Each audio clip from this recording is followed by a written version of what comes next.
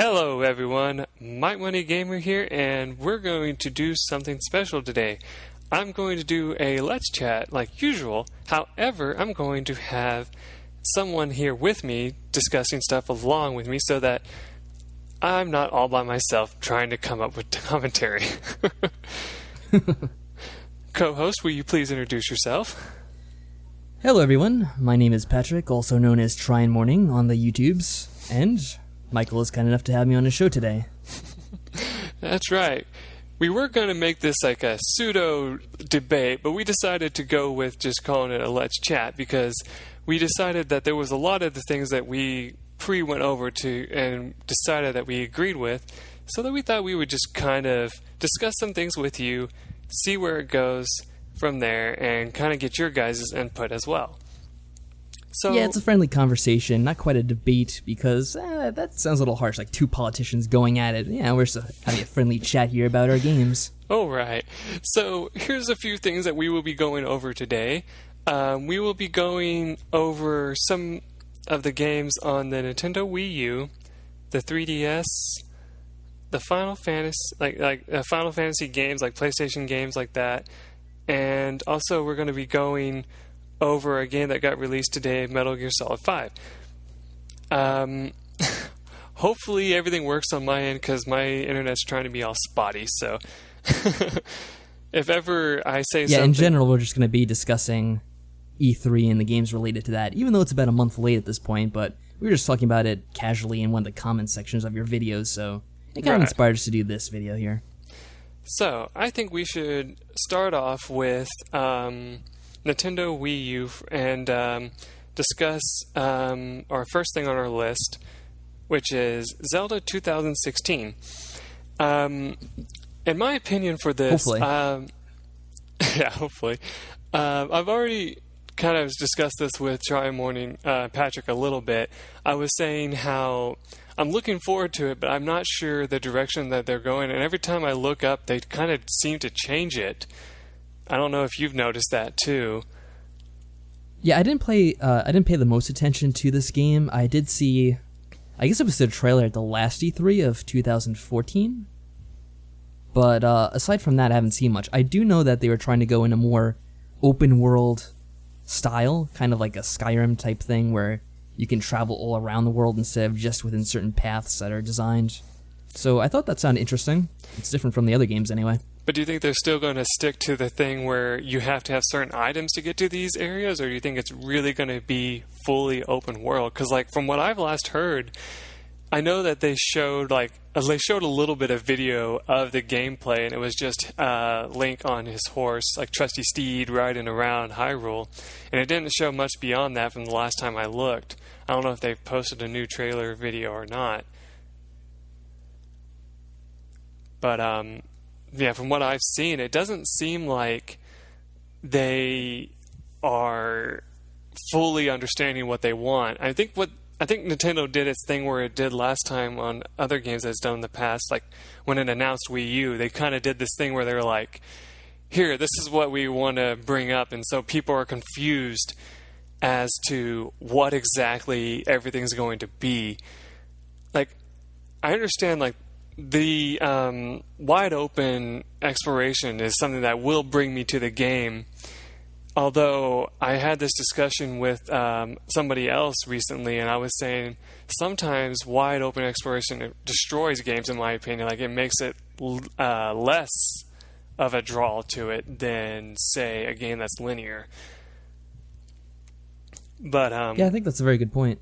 With the Zelda game, I do have to agree with you. I don't really know if Nintendo, or at least right now, because they haven't shown us much, it doesn't seem like they have a clear idea of where they're heading with this one.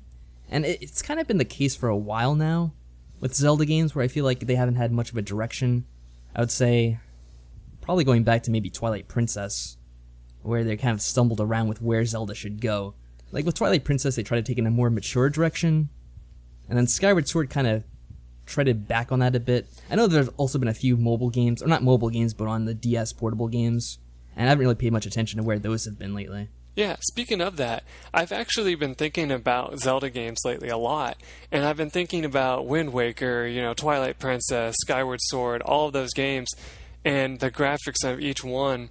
And I was thinking about it the other day while I was playing Ocarina of Time. I was like, Ocarina of Time, in my opinion, was aimed more towards an older audience than like a younger audience, like most Nintendo games were.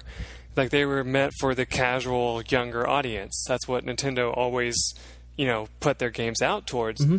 But then they came out with this game, like, they came out with Ocarina of Time, which was a more violent game, like, because, like, violence in video games and movies was very kind of taboo-ish back then. Not as much as, like, it is now, but, like, because, like, nowadays you got, like, mature ratings getting put on games that have, like, barely any maturity in them at all. But, I mean, like, what I'm saying is, it's like they are like, okay, we got this cartoon-ishy violence, like in Ocarina of Time, where like there actually is blood. There's like slicing and dicing enemies up, stuff like that. But most of your enemies aren't like humanoids; they're monsters, right? That's always a thing that they've always done because they don't want you killing other people because they think that's going to plague the mind of people. So, I mean, like Zelda's, like Legend of Zelda and like games like that have always been about you are the one humanoid that's going out and destroying everybody. I mean, like, sure, there's like little bits and pieces where they say like, the soldiers help too, but like it's like always one like young person, which I love that because I've always found that kind of neat, except for when Twilight Princess they changed it slightly. But like it's always been a young boy goes out into the world, tries to save Hyrule in this case, and when he succeeds, he gets called the hero of time in Ocarina of Time. And so then, like, fast forward to Wind Waker, they took, like, in my opinion, they took a step back. They're like, okay, let's try to add this, let's aim this more to kids, because what they did, in my opinion, is like they made it more, child friendly by saying, okay, we're going to cartoony up the graphics even more than they were before. We're going to add sound effects to every time you hit an enemy, so it's more goofy, so it's not like, hey, you're actually killing this person, you're actually just playing a little game, it's like, whatever. And I remember playing through the game the first time, and I will admit, I hate to admit this, but I hated the game at first because of that. I was like, this is annoying, I don't like this, weird addition they added to it, but then it grew on you, and I found myself being like, oh, well, it's okay. And I played through the entire game. I didn't 100% it, but I played through the entire game. I don't know. I'll give you a chance to come in here a little bit. Like, did you feel that way about Wind Waker at all? Well, to go over the Zelda franchise like you did just briefly, yeah, I always did feel like Zelda was aimed at an older audience than the other Nintendo games, even going back to the original. Not exactly to say it was for like an adult audience, but it was definitely for older kids at the time. Like going back to the original Zelda that came out in comparison to Mario, it was a more complex game that required more thought, and especially by the time we got to A Link to the Past on the Super Nintendo, it was a lot more mature than, I would say, the regular Mario game was for that system, Super Mario World. I mean, in A Link to the Past, you actually do fight human soldiers at certain points, because they're supposed to be brainwashed and fighting for the Wizard Aghanim. You do have very human-type characters you fight against, and several of the enemies they mention, like Blind the Thief, was a human that was transformed into a monster. So it's definitely a lot more mature than any of the other the other Nintendo franchises at the time, which were Mario. And yeah, what else would there be? I guess you could say Donkey Kong, even though that was rare. Star Fox. Yeah. But yeah, like, you're right. It did take a darker approach now that I think about it in Link's Awakening, because a lot of the enemies were... That too, yeah. Yeah, were enemies that were people that were made into monsters, like, Link to the Past. Like, I think in Link's Awakening, for example, the darkest thing that was added to that was that you could actually be killed by the shopkeeper. And if you guys don't know that, I'm sure you need to go back and play that game and try stealing from the shopkeeper. But like, there was like really dark things that could happen in that game and Link to the Past as well. And it's just like, when you think about it that way, you're like, well, yeah, that's aimed more. You would think that's aimed more to like I would say, high teens, adult. And I think even on the case for it, it also said something like that. I think that I think it had a rating for that of that kind. I think it was like T to A or something. Yeah, and then just going back to what you said about the Wind Waker. When the game first came out, I think I was just going to high school at the time, so I was kind of like turned off by the toon graphics. Even though saying now, it's just a style, so I do appreciate the art style now, looking back on it, and I don't really have a problem with it. But regardless of the art style, I did feel that it was a bit more cartoony than the other Zelda games. It was very whimsical and lighthearted, and it's not to say that there aren't elements of that in the other Zelda games, but I felt like it was much more overpowering in Wind Waker than the others. Which isn't to say that it was a bad thing, but I did prefer Zelda to be the more mature series, and I feel like Nintendo has enough series which are kind of aimed at, younger kids. So I felt like it's kind of a missed opportunity to not have Zelda occupy this older demographic that Nintendo could cater to. Right, that's what I was basically saying. Like, I was saying, like, it seems that when they came out with Wind Waker, although a lot of people love it now, I mean, like, you look up, throw... It's a fine story. Yeah, you can throw a stone on YouTube about Wind Waker, and you would, like, hit, like, about, I would say, 1,000 or so videos of just Wind Waker alone, because everybody seemed, like, as of right now, people still love that game. And, I mean, it's the same for Ocarina of Time, Twilight Princess.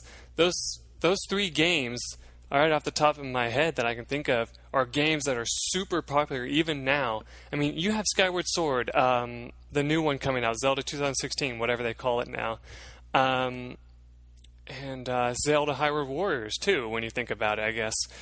Those games, although do have a popularity to them, are definitely not as popular as, say, the original Ocarina of Time. Like, we were talking about, I guess we can kind of hem around this a little bit.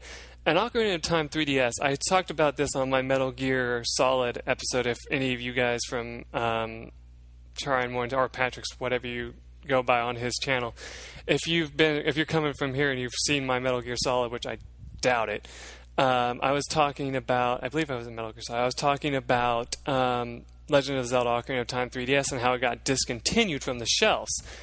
And there was this huge debate online, and I brought this up on one of my videos, and Patrick was so kind to point out to me that it really wasn't as huge as I thought, because what I read into it, I read it as they stopped producing the game because they saw it was getting too successful, and they were just like, oh, well, let's cut this. I mean, we got enough money from it. We'll be okay if we cut it. And I was like, that's stupid. And when I heard that, that's why I was like, I don't understand that. But then he opened my eyes and he said, well, listen to this way, because when you think about it this way, they still have it in the digital form so that everybody can still get their hands on it. And for me personally, I've always been like, if you buy a digital form and say that system gets corrupted, I always thought, well, it'd be gone forever. But that's not true, because like, if you have a chance of backing up, which you can do, I believe, on 3DS. I'm not sure if that's available now. But say if you back it up, it'll be okay, because then if that system dies, you can get it again. And even then, you still buy it again if you enjoyed the game that much. Yeah, and that's the thing with Nintendo.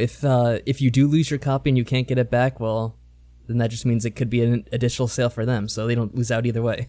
Right, exactly. That's why, like, for example, I was telling people in my video, I was like, I had to actually go on to Amazon to buy my copy of Ocarina of Time, and before, people were trying to sell it like upwards of $70, $80 because they were like, oh, well, it's got discontinued, so people are totally going to pay this price to get it. And I was like, I'm not paying that price, so I waited.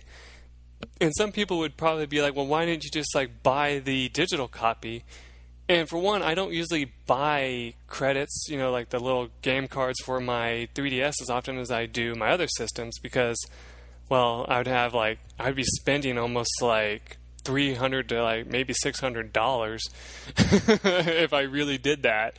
And that's just ballpark joke estimate thing. But like, it's just like, when you think about it, you buy these games that are really neat on like the Virtual Console or whatever for example for the Wii U, you buy these old console games, and you're like, oh, this is amazing, I got this game back, and then you look back at the old game that you had. Like for example, I started playing Super Mario RPG, the SNES version, and I played it originally on the Virtual Console version. And I was like, oh, well, this is so different that it's like, oh, well, I'm going to go back and replay it for everyone to show the differences. And that's how it felt for me in Ocarina of Time. I was like, well, maybe they might add some differences that may have not been in the original cartridge, And so that's why I was worried about it. But then back to on the topic on hand of like the cartoony graphics and all that,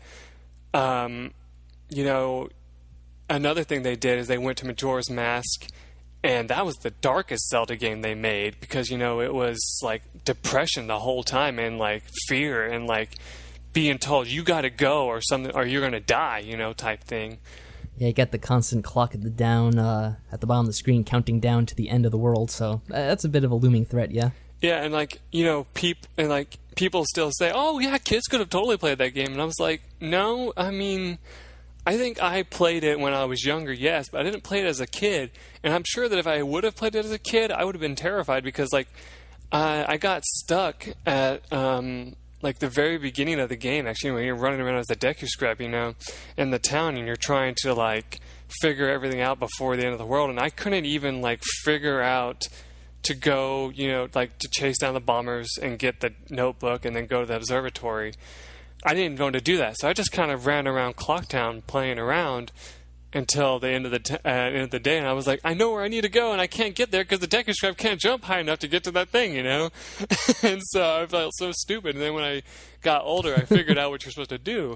And so that's why I think it's funny when people are like, well, kids could have figured it out now, and I'm like, well, they still would have that problem where they would be like, what am I supposed to do? What am I supposed to do? Because they'd be freaking out from the time, in my opinion. Yeah, I don't think it's that bad. Having said that, I was probably about 12 when I played that game. Because that was, 2000, I think? Yeah. So, yeah, it would have been 12 like at the time. Yeah, it wasn't bad for me. I didn't really find it that scary. It definitely had a looming threat to it. Oh, yeah.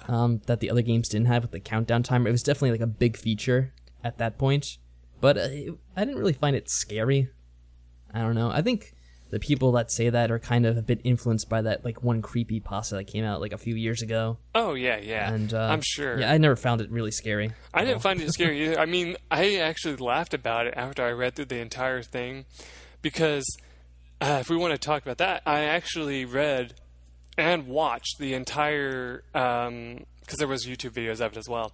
I actually read and watched the entire creepypasta of that, and after I finished it, part of me was like, this is just way like it was that too good to be true thing, right? Where it's like, after I read through the entire thing and the guy claimed that he went into like a psychic hospital afterwards and all that, I was like, there's no way. Yeah, psychiatric hospital. I was like, there's no way because there'd be a record of that.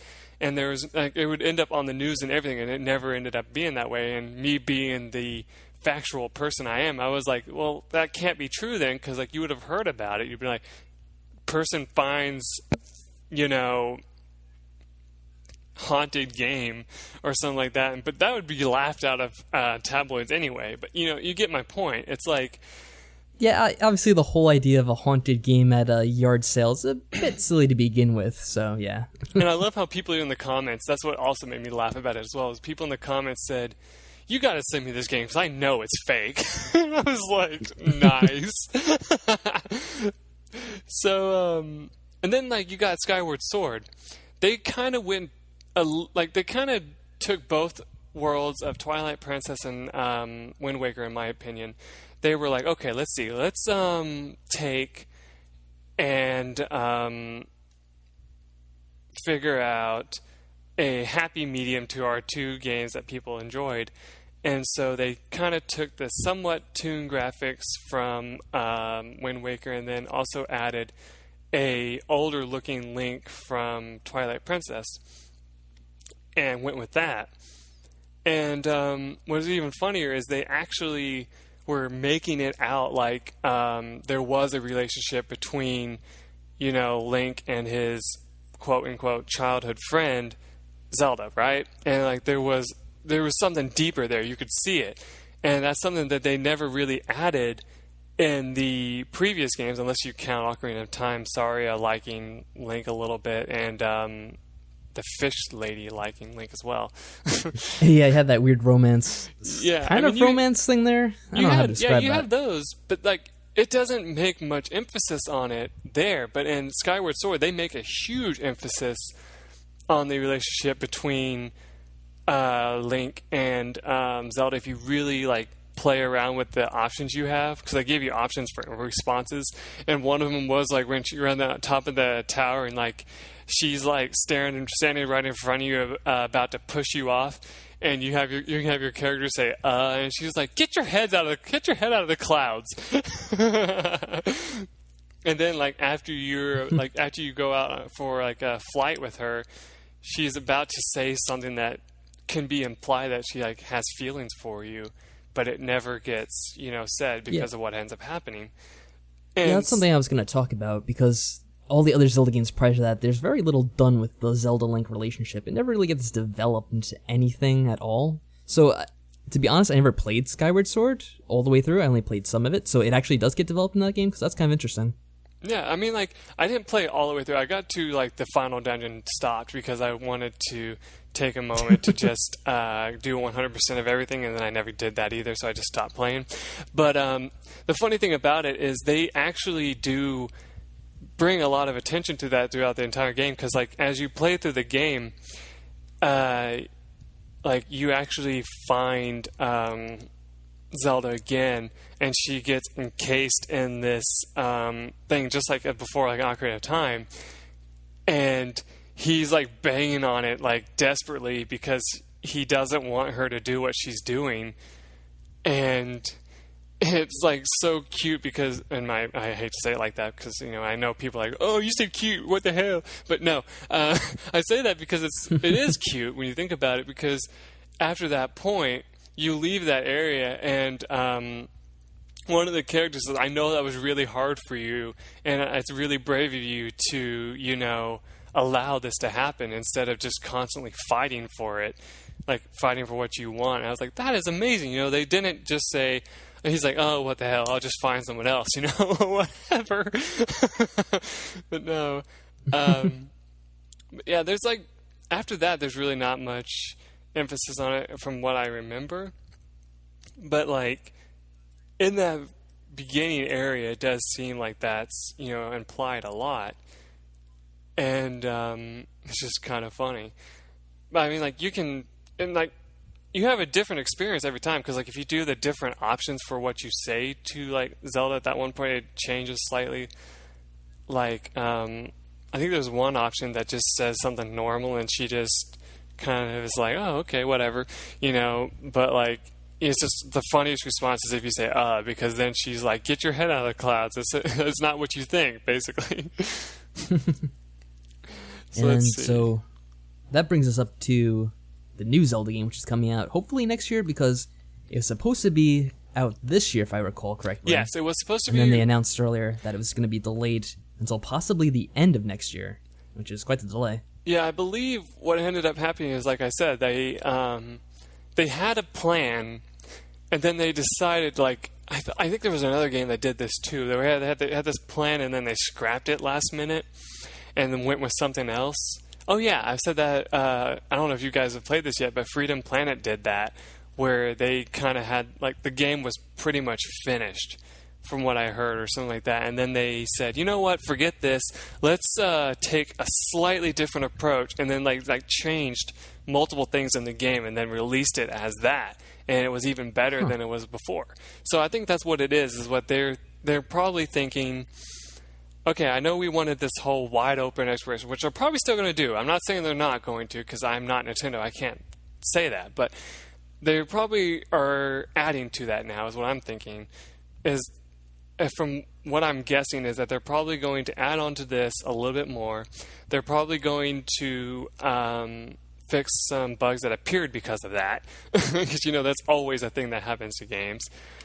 And they probably, I would have to guess that they would probably want to make sure that there's, really solid gameplay in it, because I know in some cases it's like when you play, for example, in Zelda 1, it's like, you're just thrust into the game, right? You're not told anything to do. And so that's what they've been doing a lot lately. They've been adding this thing where it's like, okay, here's what you need to do. You don't have to do it right now, but here's what you're going to be eventually doing, and then throw you out into the world and kind of give you your little tutorial. So they might be working on that. Who knows? I mean, there could be all sorts of things that they're working on right now, making it polished. And hopefully they don't add amiibos to it, because that'd be stupid, because there's really no reason to. I can pretty much guarantee there's going to be amiibos to it. If it's a Nintendo product and it's going to be for the Wii U, it's definitely going to have amiibos in it. That's just their strategy now. Like we'll talk about for another game a little bit later down the line. Exactly. But yeah, for the thing about Zelda for the Wii U, which is kind of bothering me, is that the Wii U came out in 2012. Mm-hmm. It's going to have been 3 years since the Wii U's out, and we still haven't had a Zelda game. And now if it's being delayed until next year, it's going to be 4 years. And by that point, they're going to have already announced the new Nintendo NX, whatever that's supposed to be. Supposedly next year they're doing that. Oh yeah, that's right. So at this point, I'm kind of feeling like they've really squandered an opportunity to get a Zelda game out there for the Wii U. It's probably going to end up being... Oh, sorry. Yeah, I'm just not very confident in them at this point to actually get it out. Even with them announcing it in 2016, I don't know if that's actually going to come to something, if they're going to be rushing out a new system. Like, is it then going to be pushed back to the new system as well? Kind of like what they did with Twilight Princess, where it was on the GameCube and the Wii? I was about to mention that. I was like, yeah, I mean, like, remember, the GameCube, near the end of its life, Twilight Princess was announced. And then they were going to put it on the GameCube, and then out of nowhere they said, oh, wait, we're coming out with the Nintendo Wii, and we want to put it on that. And this was back when motion controls were just still a thing, like an idea. And so there was like a gameplay thing where they were talking about Twilight Princess for the Wii U, and they were saying that before, like when it was announced at E3, I think is what it was. I want to say it was either that or PAX, but they showed gameplay footage of it, and the guy had trouble doing the down stab, like the most basic moves that you need to defeat certain enemies. They couldn't even do it because like the motion for it didn't work until the final game came out. It started working, because like I know another thing that people were talking about was the shield bash, and the GameCube version is very useful. You can use it throughout the entire game once you get it. But in the Wii U version, you can't use it because it's such a weird motion to do it that it doesn't work most of the time.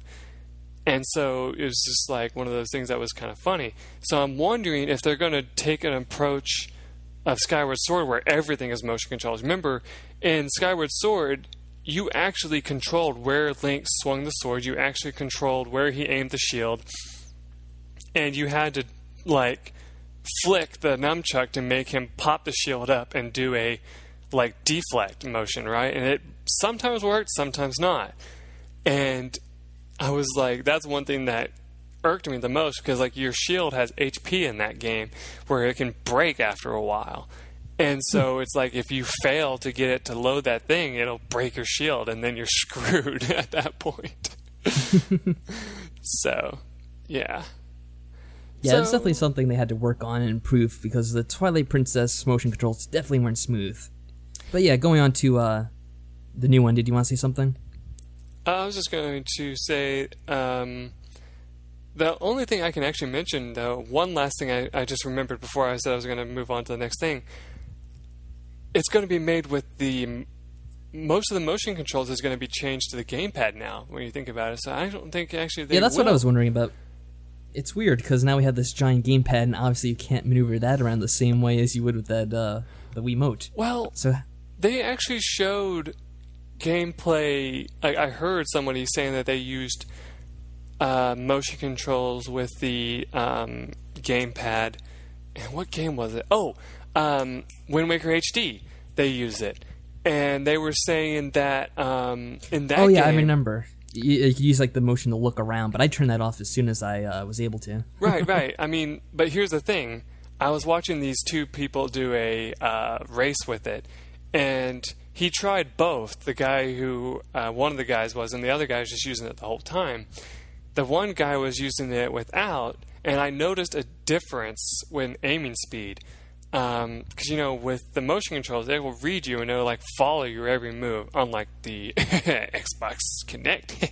No, but it, follows it pretty well from what I saw. And so he tried it too, but then I noticed right away that he was struggling because, and this is something I'm going to talk about when we get to the 3DS, it's like you have to actually move the gamepad and yourself to get it to work. It's not like you can just, lift gamepad up, down, left, and right, and other directions to get it to do what you want. It's sometimes finicky, and you have to actually physically move all over the place to get it to work. Yeah, it's weird because then if you have to turn around 360 or 180, I guess. What you have to do is you have to turn the pad and then use the control stick as well to move over. It's just awkward, I find. Yeah. I'm not sure they just use the control stick for that. And that... sorry. But yeah, that's something where I'm hoping with Nintendo will realize that Zelda is one of their main franchises that a lot of mainstream gamers like to play, and hopefully they'll back off of the gamepad controls for that one and just make it a bit standard where you can play with the regular controller. That's my hope anyway. Yeah. Well, on to our next topic of Star Fox Zero. If you haven't seen gameplay video of that yet, you're going to be disappointed because they do rely on the gamepad for that as well.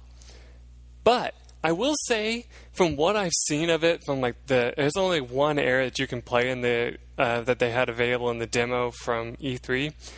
What it does is you have two whatever you call visions, right? You in 64 version, you had it where you could go into the cockpit and shoot that way, right? And then you also had it where you could play from behind the ship and shoot, right? They actually incorporated that into Star Fox Zero using the motion pad. And here's the problem, though. And me saying this is kind of funny because this is what I got angry about when I read something somebody said about the game. I was like, really? That's not really that big a deal. I don't know why. But now, now that I think about it, it's kind of interesting to think because, what it is to fight certain battles, you have to actually use it because the only way to maneuver your target reticle to a certain area on an enemy, like a weak point, for example, you have to use the gamepad. I don't know, a lot of people say they may not actually incorporate this into the final game, and if they did, it would probably be kind of like Wind Waker HD where you can turn it off. And I feel like that would make it interesting in that regard. And so I'm looking forward to the game because it looks really nice from what I've seen. But I understand people's concerns now where they were saying stuff like the motion controls look kind of finicky, and it's true. I mean, I saw gameplay footage of it, and the same thing with the Wii HD Wind Waker. They had to physically maneuver the gamepad all over the TV. You had to put it in front of the TV to semi-trigger it. So it's you're focusing on the television at first, and then you have to go in to the cockpit by lifting up your gamepad, put it in front of the TV so that you can pull up the target reticle, and then you can shoot that way and move more, maneuver more than you could with the other option. I was like, that's weird. But at the same time, that they're going to fix it, and so that's why I'm not too concerned. Well, maybe, hopefully. But, they... From what they've seen there, they're probably going to take and say, okay, let's focus more on this and maybe fix it. That's probably why it's not been released yet. And I don't know what your opinion is on this, but from what I've seen of the game so far, I'm excited about it. And I know a lot of people are like, well, it's just a remake of 64. What's the point? So I don't know. What do you feel about that? Do you feel like that's correct, or do you think it's a weird description of the game?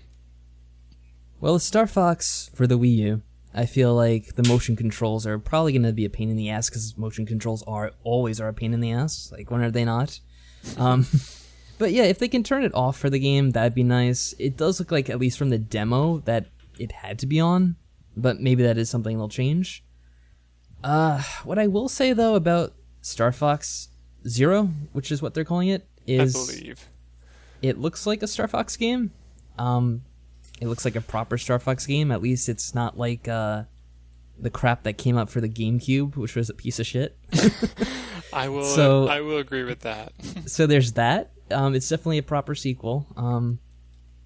I mean, in all honesty, Star Fox 64 was a remake of the original Star Fox for the Super Nintendo.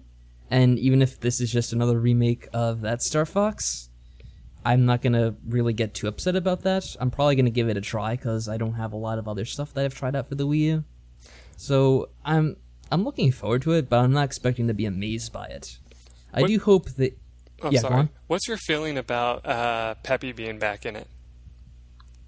I don't have any feelings whatsoever. I mean, it's Peppy. He's in the Star Fox series, so... But, I'm like, not think surprised. about it. A huge spoiler warning. In Star Fox Assault, the game that I played on my channel, Peppy more or less dies.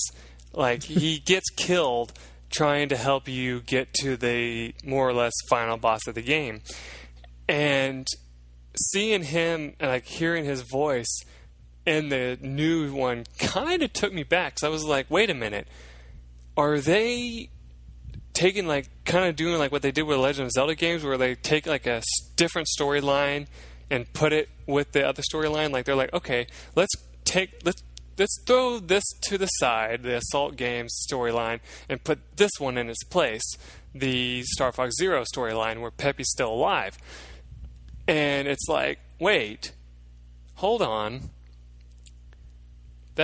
That doesn't make any sense, though, from what I'll just quickly intercede here and say that in general, with video games, I don't give too much attention to timelines and that kind of thing unless the series has demonstrated that it has a proper timeline to be respected. And in general, Nintendo games don't really have one. And even when they do have one, it's very weak, like Zelda, where it's kind of half-assed. Yeah, and with that's a good Star point. Fox particularly, I don't think there's any timeline. Everything's been a remake so far, other than the GameCube one, which I didn't play, and I don't think many people paid attention to, so they probably don't care about what happened in that game. And like Mario games, there's no timeline. Everything's just kind of random. There might be like little things that carry over between games, but there's no overall timeline whatsoever. True. That is a good point. I wasn't saying, like, it's supposed to follow a timeline. I'm just saying, like, when you if you do think about it in timeline situations, you're like, wait a minute, this doesn't make any sense.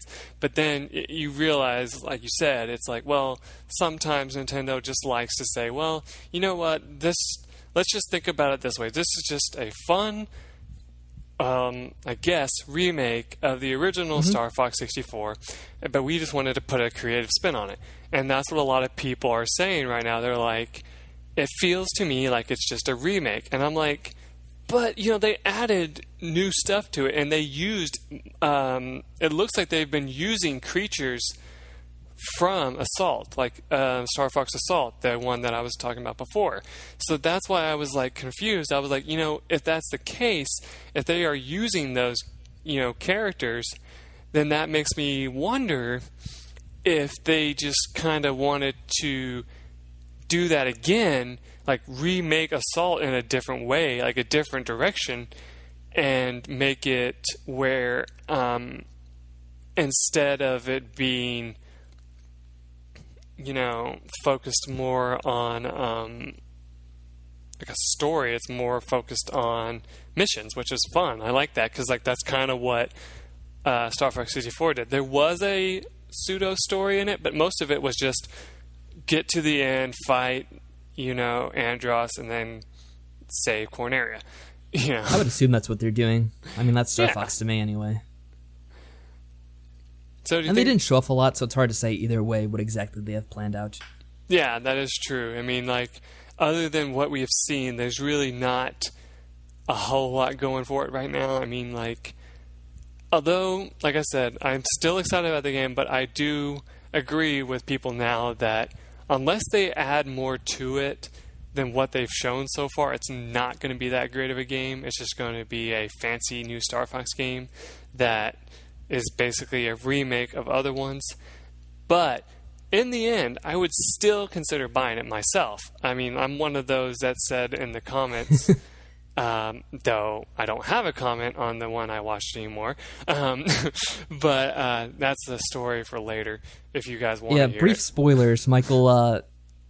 As the Japanese anime fans would say, Michael got noticed by senpai, and it wasn't in a good way. Yeah, anyway. But it's funny because, like, I agreed with a lot of the people in the comments who said stuff like, you know, I would buy the game when it comes out as long as they don't screw it up somehow. That's basically the nicest way of putting it. It's like, as long as they don't make a huge mistake, which, like, say, for example, like the GameCube game he's not mentioning. If they make another mistake like that, then yeah, I don't know if I'm going to get it, because I might show off that game sometime. I've been thinking about it. But you would get an idea of why people don't like that game as opposed to, say, the original Star Fox and all that. Well, I think what Nintendo has to overall bank on at the end of the day for this one is, at this point, what else you're going to get for the Wii U? So you might as well get Star Fox, regardless of if it's a shitty remake or whether if it's a brand new adventure. You know, it's probably the most exciting thing they've done all year. All right. So how about we move on to the next one in our Nintendo Wii U category. So this is another game that me and my sister are really excited for, because ever since we played, I don't know if you guys played this yet, but Kirby's Epic Yarn, a lot of people regard that game as a really silly, really easy Kirby game, because they make it where there's really no room for error. However, I love what they did with this game, except that's not out yet, and we'll go over that in a minute. But from what I've seen of the game so far, it's really neat, because Yoshi's Woolly World is what it's called, and it's basically a take on a Yoshi game made in the same ideals of Kirby's Epic Yarn, where you have a Yoshi that's made out of yarn, more or less. And he's in this world that's made out of yarn. You've actually probably seen, if you've bought in Super Smash Bros. For the Wii U or the 3DS, I believe has it too, you've probably seen a idea of what the levels will look like, because they actually do have a level in Super Smash Bros. Wii U that has a preview of what the world will look like in that game. So that's kind of a cool thing. But other than that, it just is another Yoshi game, in my opinion, that is put in a different environment. Like, you can still throw eggs. You can still, like, if you guys played the original Yoshi's Island, you know that you can throw eggs, you can eat enemies to make eggs and throw those eggs as well. And you can also spit enemies back. It'll spit them out as a ball of yarn, which is kind of funny from what I've seen so far from, like, little gameplay videos of it. It looks great, but I don't know. I mean, other than that, that's all I can say about it right now. But here's what is kind of funny. I gotta read this title the way it is because it's hilarious. Yoshi's Woolly World delayed to October because of freaking amiibos. So yeah, that's right. Patrick comes and tells me this while we were setting this up, and he's like, "So what do you think about this?" And I, like, because we're using a shared list thing, and I look and it says that, and I'm just like, "Wait, that's the reason why it's delayed?" And so, yep. I'm like, you can actually get the game right now if you live in the European Union, and if you live in Australia. Soon you can get it in Japan. But yeah, for some reason, it's not coming out until October for the United States. And the reason why? Amiibos. The one reason. And those of you who have seen Amiibos but still don't know what they are because you haven't bought them yet, I can give you an example. Basically, an Amiibo is a little figurine that you put on your gamepad, reads that data into the system, and then gives you, well, in the case of either Super Smash Bros. Or Mario Kart, it gives you a little character thing. Like in Super Smash Bros., it gives you a custom character that you can create from whatever amiibo you put. The downside is you cannot control that character. So, and the downside is you also have to pay money for it. Yeah, that too. But here's the funny thing. So, if you decide that you want to be one of those collectors that just collects them for fun, there's no use for them other than just sitting on your shelf. There's really no use for amiibos right now, because in Super Smash Bros. You get a fun little character that grows as you fight with it and stuff, and you can even have your amiibos fight each other on the online gameplay. But other than that, it doesn't do much. And then for Mario Kart, you can get cool little outfits for your Mii using it, and that's it. Amiibo only gives you outfits for your characters to wear based on whatever amiibo you put on it. Other than that, it does nothing.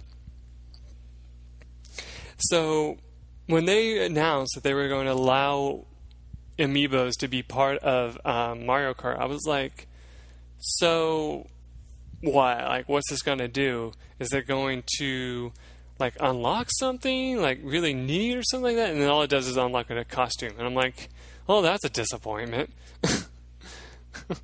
So I'm really wondering what they're thinking with Yoshi's Woolly World, what they're going to do.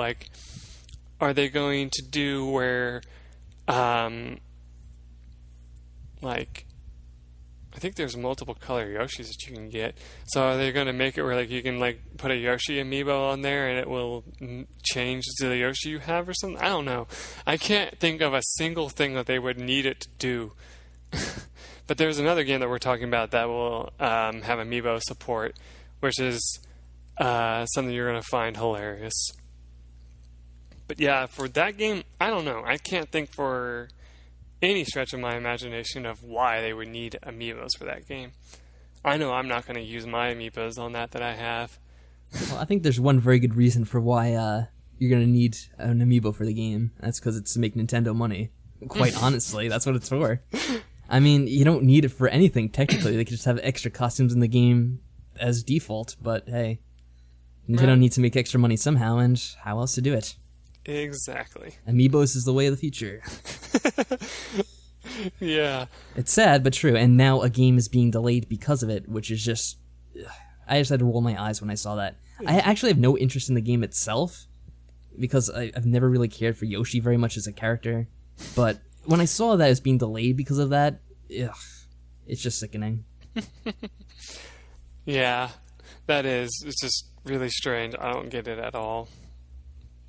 Mm-hmm. So, really, there's not a whole lot on that. So, do you want to move on, or do you have anything else to add to that? No, that's about it. Yeah, like I said, I don't really even know much about the game itself, just that it's being delayed because of amiibos, and really, but hey, it's 2015, and that's what Nintendo's doing. Exactly.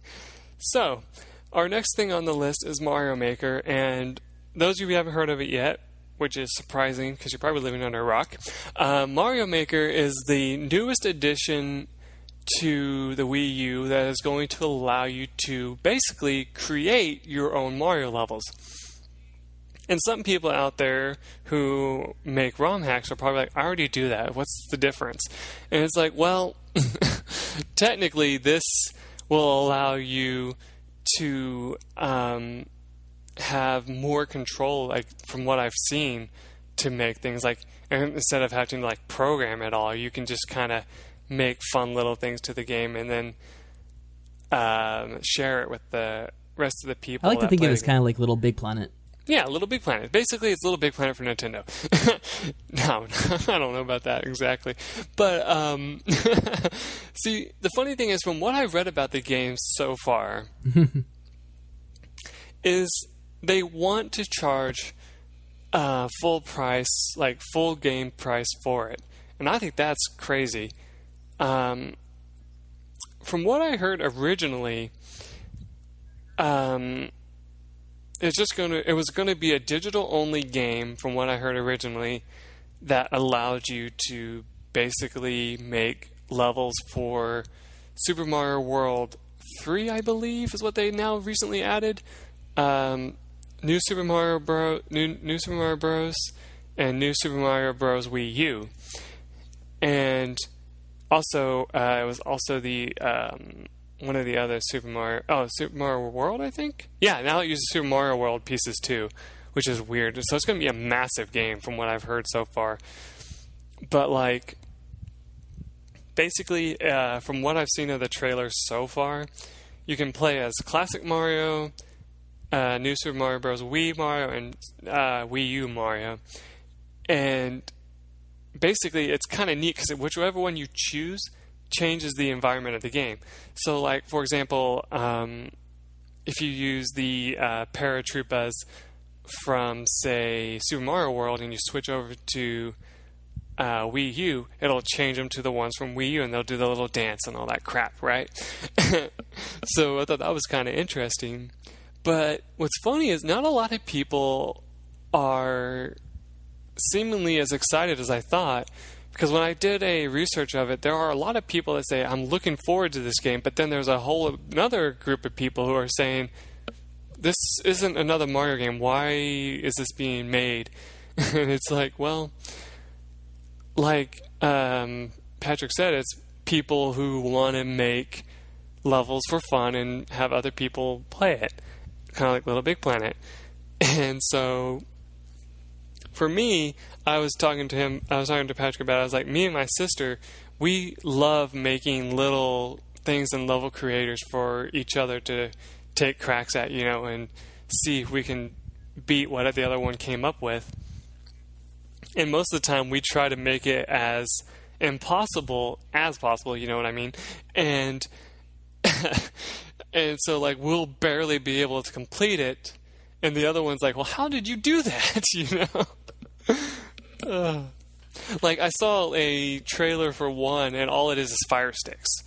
Like, it's multiple fire sticks. And I was like, yeah, that level's not going to be played very much. Yeah, I guess what I have to say about the Mario Maker game for the Wii U is it's an interesting idea.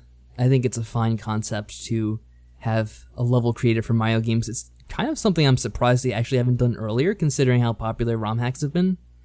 But at the same time, I can understand where a lot of people are coming from, where they're a bit fatigued by the Mario series at this point.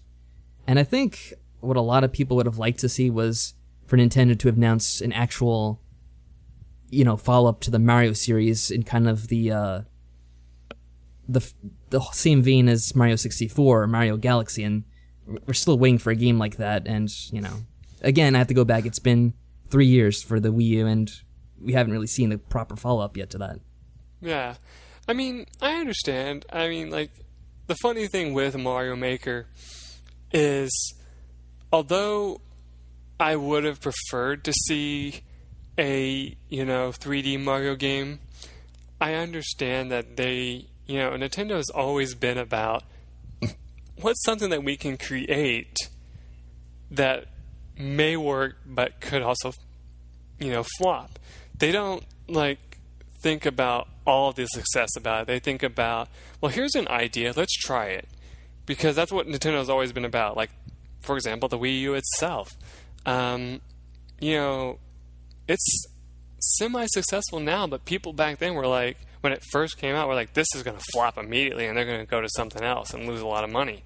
But now people are slowly, buying into it because they're like, well, a lot of my friends are talking about it now. I might as well, give it a try. Like, a guy I used to work with, he said that he bought a Wii U for him and his girlfriend because he was like, they wanted a game they could play together. And most PlayStation and Xbox games right now, a lot of the good ones are single player. I mean, like, there are good multiplayer ones too, but it's mainly like online multiplayer. It's not like, co-op as much like it used to be, like Gears of War and stuff like that. Games like that were super fun to play with a friend. But like, I myself, I've always joked about this, and so has a lot of people in the community, like video game community. They want to see another Super Mario Sunshine, and it's one of those things. Like, I've talked to Patrick about it, I've talked to other people about it. I'm like, it's probably never going to happen, but it would be nice if it did.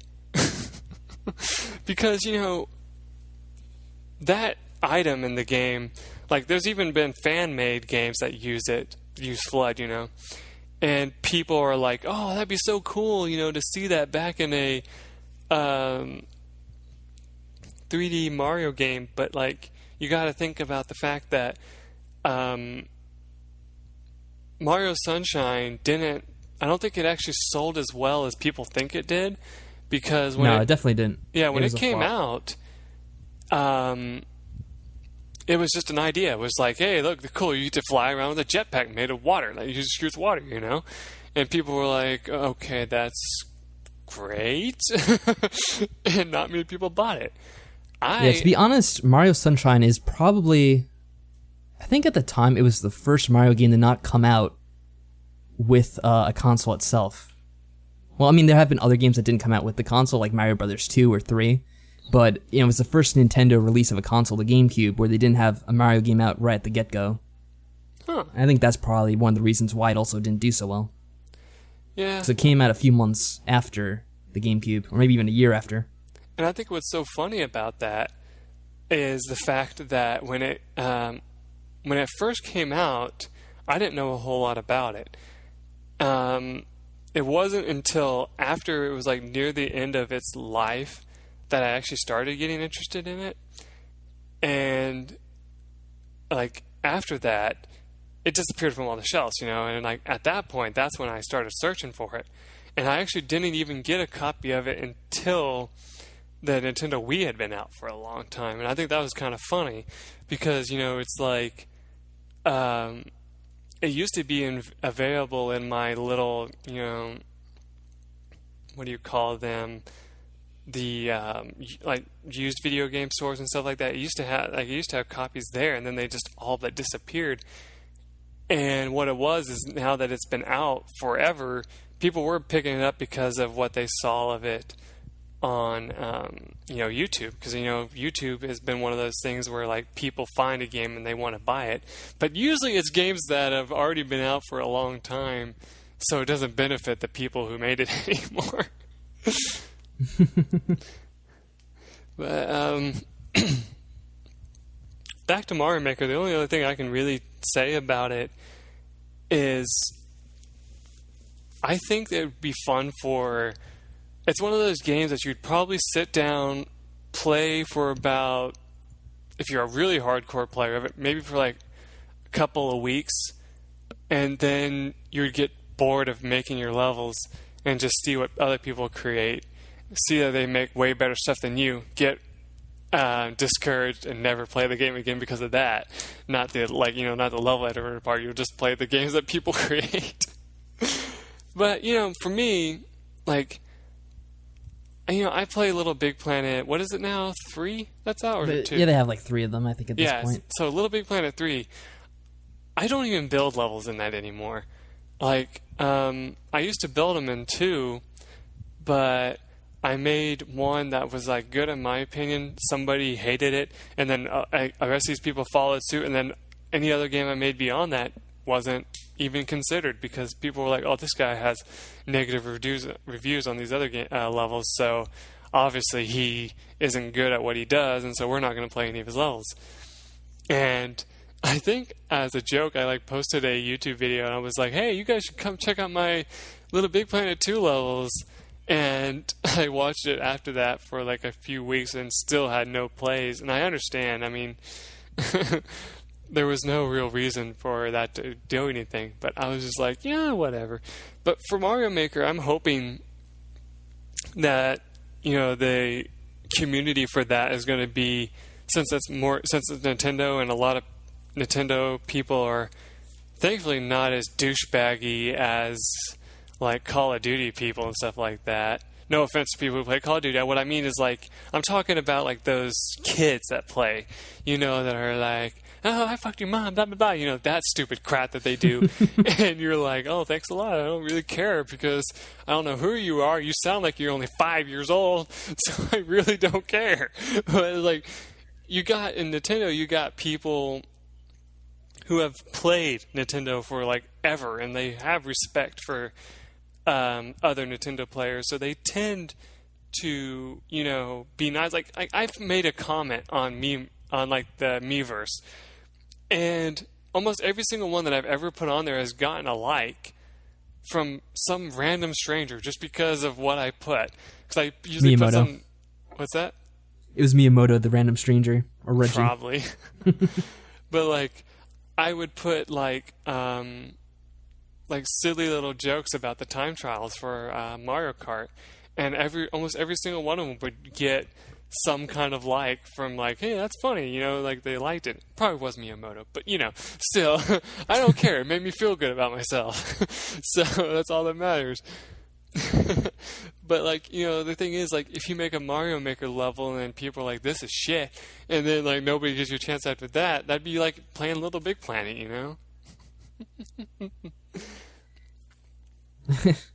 I'm sure the feedback will be a little bit more generous than you'd get on, like one of the other systems. Because Nintendo's a bit more kid-friendly. I think they probably censor some of the bad comments a little bit more than the other companies would. Heck, my brother hacked, well, not like hacked, but like got onto my account and like posted a really rude comment, and it actually got taken down by the administrators, and they like flagged me and warned me that if I did something like this again, I would lose my account. And I was like, you bastard, you almost got me kicked out of Miiverse. So yeah, funny. Nintendo takes itself seriously. Oh, yeah. So I'm sure like you would get publicity for your little game as long as somebody didn't come and like, because like, if somebody came and put negative feedback on it, that the administrators would bash them, and then like the people would be like, ooh, what did he negative for, and want to play it because of that, at least. Yeah, and overall, I would say my closing thoughts on Mario Maker are, it's an interesting concept. I think it's a fine idea, but not at full price. Oh, yeah. It should be discounted. It shouldn't be the $60 for a full game, maybe $40 at most I'd pay for it. Yeah, I was saying that most I'd probably pay is $30, but that's me. Even though I love the game, I'd still only pay that.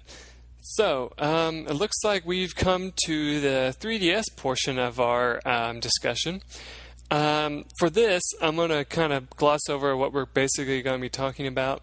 So, me and me and Patrick in our comments were talking about, how he was like surprised that I said I like the Wii U over the 3DS, and that's what started this whole thing. Mm-hmm. I was like, okay, so let's have a chat and let's talk about why. And some of the key things in it that we're going to mention are going to be, you're probably going to think are similar to Wii U, because for the very top one I have motion controls. And then we'll also be going over Legend of Zelda Ocarina of Time being discontinued, Majora's Mask 3DS, and Xenoblade Chronicles X because of what I talked about before. Anyway, 3DS motion controls, we'll start there. So everybody knows that 3DS, for some reason, has decided that they want to add motion controls to their games as if it was a gamepad, basically, in my opinion, or a Wiimote.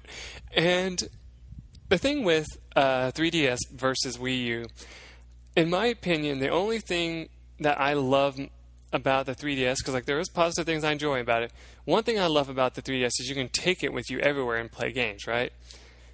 But when you think about it, another thing you can do is spot pass, right? And if you take out your 3DS and leave it in your pocket, leave it on spot pass, people can come by, spot pass with you, and for certain games, they can like share items with you. They can battle your Link and Link Between Worlds and stuff like that, right? And I was like, that's cool, but I don't get out a whole lot, so that doesn't benefit me much. And so it's like, even if I did go out, like, walking around my hometown with my Spot Pass on, I don't know many people who would actually have a 3DS in their pocket and Spot Pass with me, because the only place I could think of that would happen is either PAX, E3, or something like that, one of the, big conventions. So I was like, oh, that's probably going to be a flop. And it was for me. It kind of was a flop. But then they started coming out with motion controls. And the game that killed it for me when it came to motion controls was none other than Mario & Luigi Dream Team. And I think is what it was called. Yeah, Dream Team. And those of you who don't know, that game is where you go into Luigi's dreams, and you, I actually had to tell Patrick about this game. He didn't even know about it. You basically go, Luigi is such a heavy sleeper that you can actually enter his dreams from these certain dream pillars, as they call them. And you have to go inside these dreams and fight monsters in there. And what's funny is you get special abilities as long as you're in the dream world. When you're outside the dream world, you don't get these special abilities. But what they did is they made boss fights in the dream world and made you have to use motion controls for them. And the problem is they don't explain the controls well enough for it to work. There's this boss fight where you have to throw, basically you throw a star with Mario riding on it at the enemy, right? And the first time you do it in the game, you don't really have to do much. It's just the star gets thrown and that's it. But in later battles, the enemies put obstacles that you have to get around. The problem is the 3DS's tilt controls weren't that mastered in that case, I guess, because if you tilt it too far, it doesn't work, and if you don't tilt it enough, it doesn't work. And so it's they fixed it in Ocarina of Time by saying, here's what you should do. Start it out with it in a forward-facing thing, and then kind of move the 3DS and your head along with it so that you can aim a full 360. In Mario Dream Team, they don't explain it like that. They just say, hold the 3DS like this, and it basically shows it standing up, straight up and down, and then tilt it left and right to turn left and right. The problem is it doesn't work that way, because if you tilt it left and right just a little bit, like you think it, because that's what it shows, and I think it's what it showed one time, it doesn't work. It barely turns, and it's it kind of reminds me of Mario Kart's tilt controls, which people still use, surprisingly. But it's and that's one of the running gags, is people always say, I'm using tilt controls now. But I remember we did that a few times when we were playing. Yeah. We messed around like that. A lot of people make this joke about it, where it's okay, so if I tilt the 3DS all the way, what does it do? Well, if you tilt the 3DS all the way to the left, it goes only to imagine you're holding a screen. It just basically goes up the left side of the screen and stops. It doesn't go straight up and down to the left. It only kind of goes at an angle. And it's weird because I did that, and there's this part where you have to dodge fireballs, and I couldn't do it on its normal difficulty because it required you to be able to kind of maneuver the 3DS back and forth rapidly, and it wouldn't read that. And so at one point the little character comes out and says, do you need me to make this easier? And I was like, that's a slap in the face. That's horrible. That's stupid. I can't believe they just said that to me. But I said yes anyway. But it's kind of funny because it's you think about that in the game and you're like, okay, if that was such a problem that they had to add that to the game to make people actually be able to complete it, why didn't they, iron it out more? And so, I don't know if you've had this problem, but I think practically every time that I've, played, it's done that for some reason.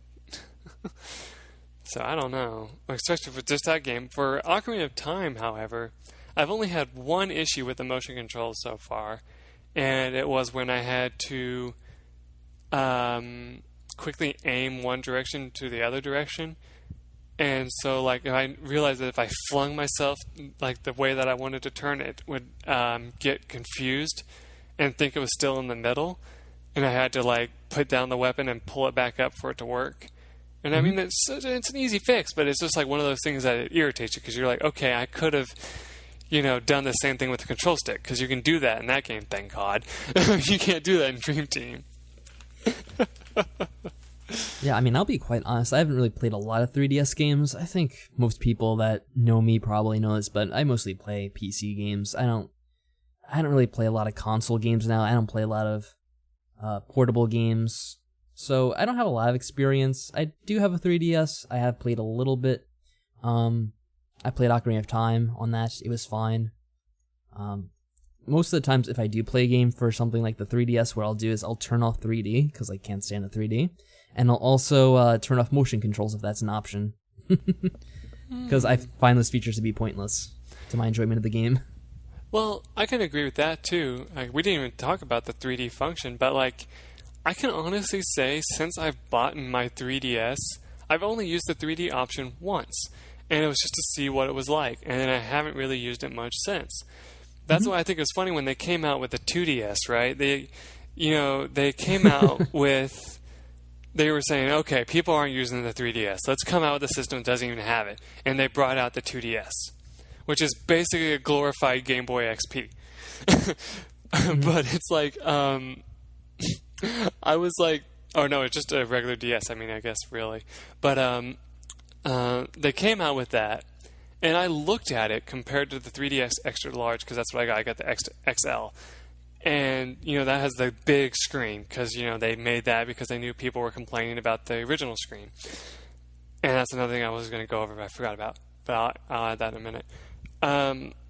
So the 2DS only comes in one size from what I've seen so far of it. And it's that small original 3DS screen. And it doesn't, I don't think, does it fold right now or does it not? I can't remember. I saw a picture of it today. I've never seen one physically, but from the pictures it looks like it's just in that one position. So yeah, it doesn't even fold shut. So the screen is not even protected. I was like, okay, that's weird. Yeah, it looks awkward to hold. So I was like, I find myself like, especially lately now, like my fingers get tired holding the 3DS. The way it is, if I don't like move my thumbs a little bit, and stuff, like I like move my whole fingers every now and then, like put the 3DS down and shake my hand a little bit and then continue, because like if I hold it just right, my hands get tired now, and it's like, it sucks, but because it makes me feel old when I'm not really that old. But it's just like, I think it's funny that when they created that 2DS, there was like all these jokes online about it. Like there was a person that made a cutout of the 2DS, and it was a piece of paper, and he's like, look, you can even fold it, and he folds it in half, and he's like, see, you fold it in half, and I'm like, you can't fold it in half in real life, because I looked it up later and found out you can't, and I was like, wow, that's hilarious. And I was just like, okay, but I guess I understand why. And I've also noticed, back to the 3D control, the 3D graphics of it, they say little kids shouldn't use it. And I thought that was funny, because I was like, little kids are the ones that would probably be able to benefit from it more than adults, because, the only 3D that us adults have seen from when we were younger is those ones that required you to wear those glasses, And so, I would honestly admit, from my age now, it makes me dizzy looking at the 3D controls for a long period of time. And it also makes it really hard for me, because I like to kind of change the screen's perspective from my eyes every now and then. And if you do that, it jacks up the 3D capabilities, and you have to turn it off anyway, because it'll make you sick. So I thought it was kind of funny with that. Yeah, I mean, if we're just going over the 3DS in general, I'll just mention briefly, because Nintendo does a lot of weird things with their mobile systems, and the 3DS is no exception. Like, if you go back to the Game Boy and the progression from there, we had the Game Boy, the Game Boy Pocket, Game Boy Color, and then we went to Game Boy Advance. You had the Game Boy Advance SP, then you went to like the Game Boy Micro, which was kind of like a step back. It was kind of like a weird system. because it was tiny and it didn't have the backlighting. I don't think it did anyway. I'm not exactly positive because I didn't own one. And then, like with the 3DS, we kind of have something similar where they're doing weird things with it. Like you had the regular 3DS, the 3DS XL, which is just a size increase, so it's no big deal. Then they did the 2DS, which is, you know, kind of a step back again. Like we're getting rid of the 3D effects, even though, you know, it's not really like a big change because you could always just turn off the 3D. Right. And now they have the new Nintendo 3DS, which is very confusing because it's basically like a new system because they added new controls. And I think they have an upgraded processor as well. Yeah. But it's using the same games. Yeah, those of you who don't know, what they did is they changed the analog stick. That's one major thing that I know they changed, was they changed the way the analog sticks were made. And supposedly it's supposed to make for easier mobility. And what's even weirder is if you buy Super Smash Bros. For the 3DS, you have to have the new system, from what I've heard. I don't know if they've changed that yet, but the rumor is that you have to have the new system or it doesn't work right. And I think that's just completely stupid, the way Nintendo is naming their systems the new 3DS. It just makes it sound like it's a new model. But exactly. In fact, if there's going to be games that are incompatible, it should have a new name entirely, as far as I'm concerned. And it's like, you can go back to Nintendo Wii U with that whole debate about, like, people didn't even know what the gamepad was. Like, the Nintendo Wii U is a system, it's a system as a whole with the gamepad being added to it. And a lot of people were like, hold on, you mean that you just created like this giant screen thing that's supposed to connect to my Wii? And they're like, no, it's an HD system that has a gamepad thing that you can touch like the 3DS, because, you know, they were so proud of their 3DS they wanted to try and incorporate it into a new system by having this touchpad. And that's what it was. It was like a touchpad for the Wii system. And a lot of people were like, oh, so all I have to do is buy this thing and I don't even have to buy the system and I'll connect it to my old Wii and it'll work. And then they found out, no, that's not what it was. Same goes for the 3DS. You have the old 3DS, or the classic 3DS, I guess as they would call it now. And now you have the new 3DS. Like, new 3DS XL, I think, is what they now have, too. And it's like, I looked at it, and I kind of, you know, looked all over it, you know, saw if I would even consider buying it. And I was like, okay, on one hand, I already have a 3DS. On the other hand, it has this really nifty new thing that it says that it wants me to get. So that's kind of, you know, puffing me up to want to get it, right? But then I'm like, but, and it's like, but I don't want it because I already have one. So unless mine dies, why would I want to buy that? And so that's why I thought it was weird, like you said, when Nintendo came out and said, hey, tell you what, to sweeten the deal, we'll make it where Super Smash Bros. Will work better on it. And I'm like, oh, okay. And now we're getting to the very questionable territory with this kind of upgrade path. Like, it's nice that you can have an upgraded system, but... And because I'm actually searching this as I'm talking about it because I'm not very familiar with it. Apparently now we are going to have games that are incompatible. It's saying that Xenoblade Chronicles X is incompatible with the old model of the 3DS. Wait, is it both of them or just Xenoblade Chronicles X, like the new one that's being released? Xenoblade Chronicles 3D, whichever one that's supposed to be. Oh, I'm not familiar with the series. That's a good thing, because I was actually going to buy that. So hearing that now, that makes it good that I didn't buy it. Yeah, it's saying that it's going to be exclusive to the new 3DS and incompatible with the previous models. Huh. So you're out of luck. Yeah, apparently. Because you have the old 3DS. I'll have to just go and buy the Wii version, which is expensive. But, you know, if I wanted to play through the game. But I can definitely see people, especially parents who, you know, don't have the time to figure out what's compatible with what, are going to, like, be buying the wrong games because of this confusion. Oh, yeah.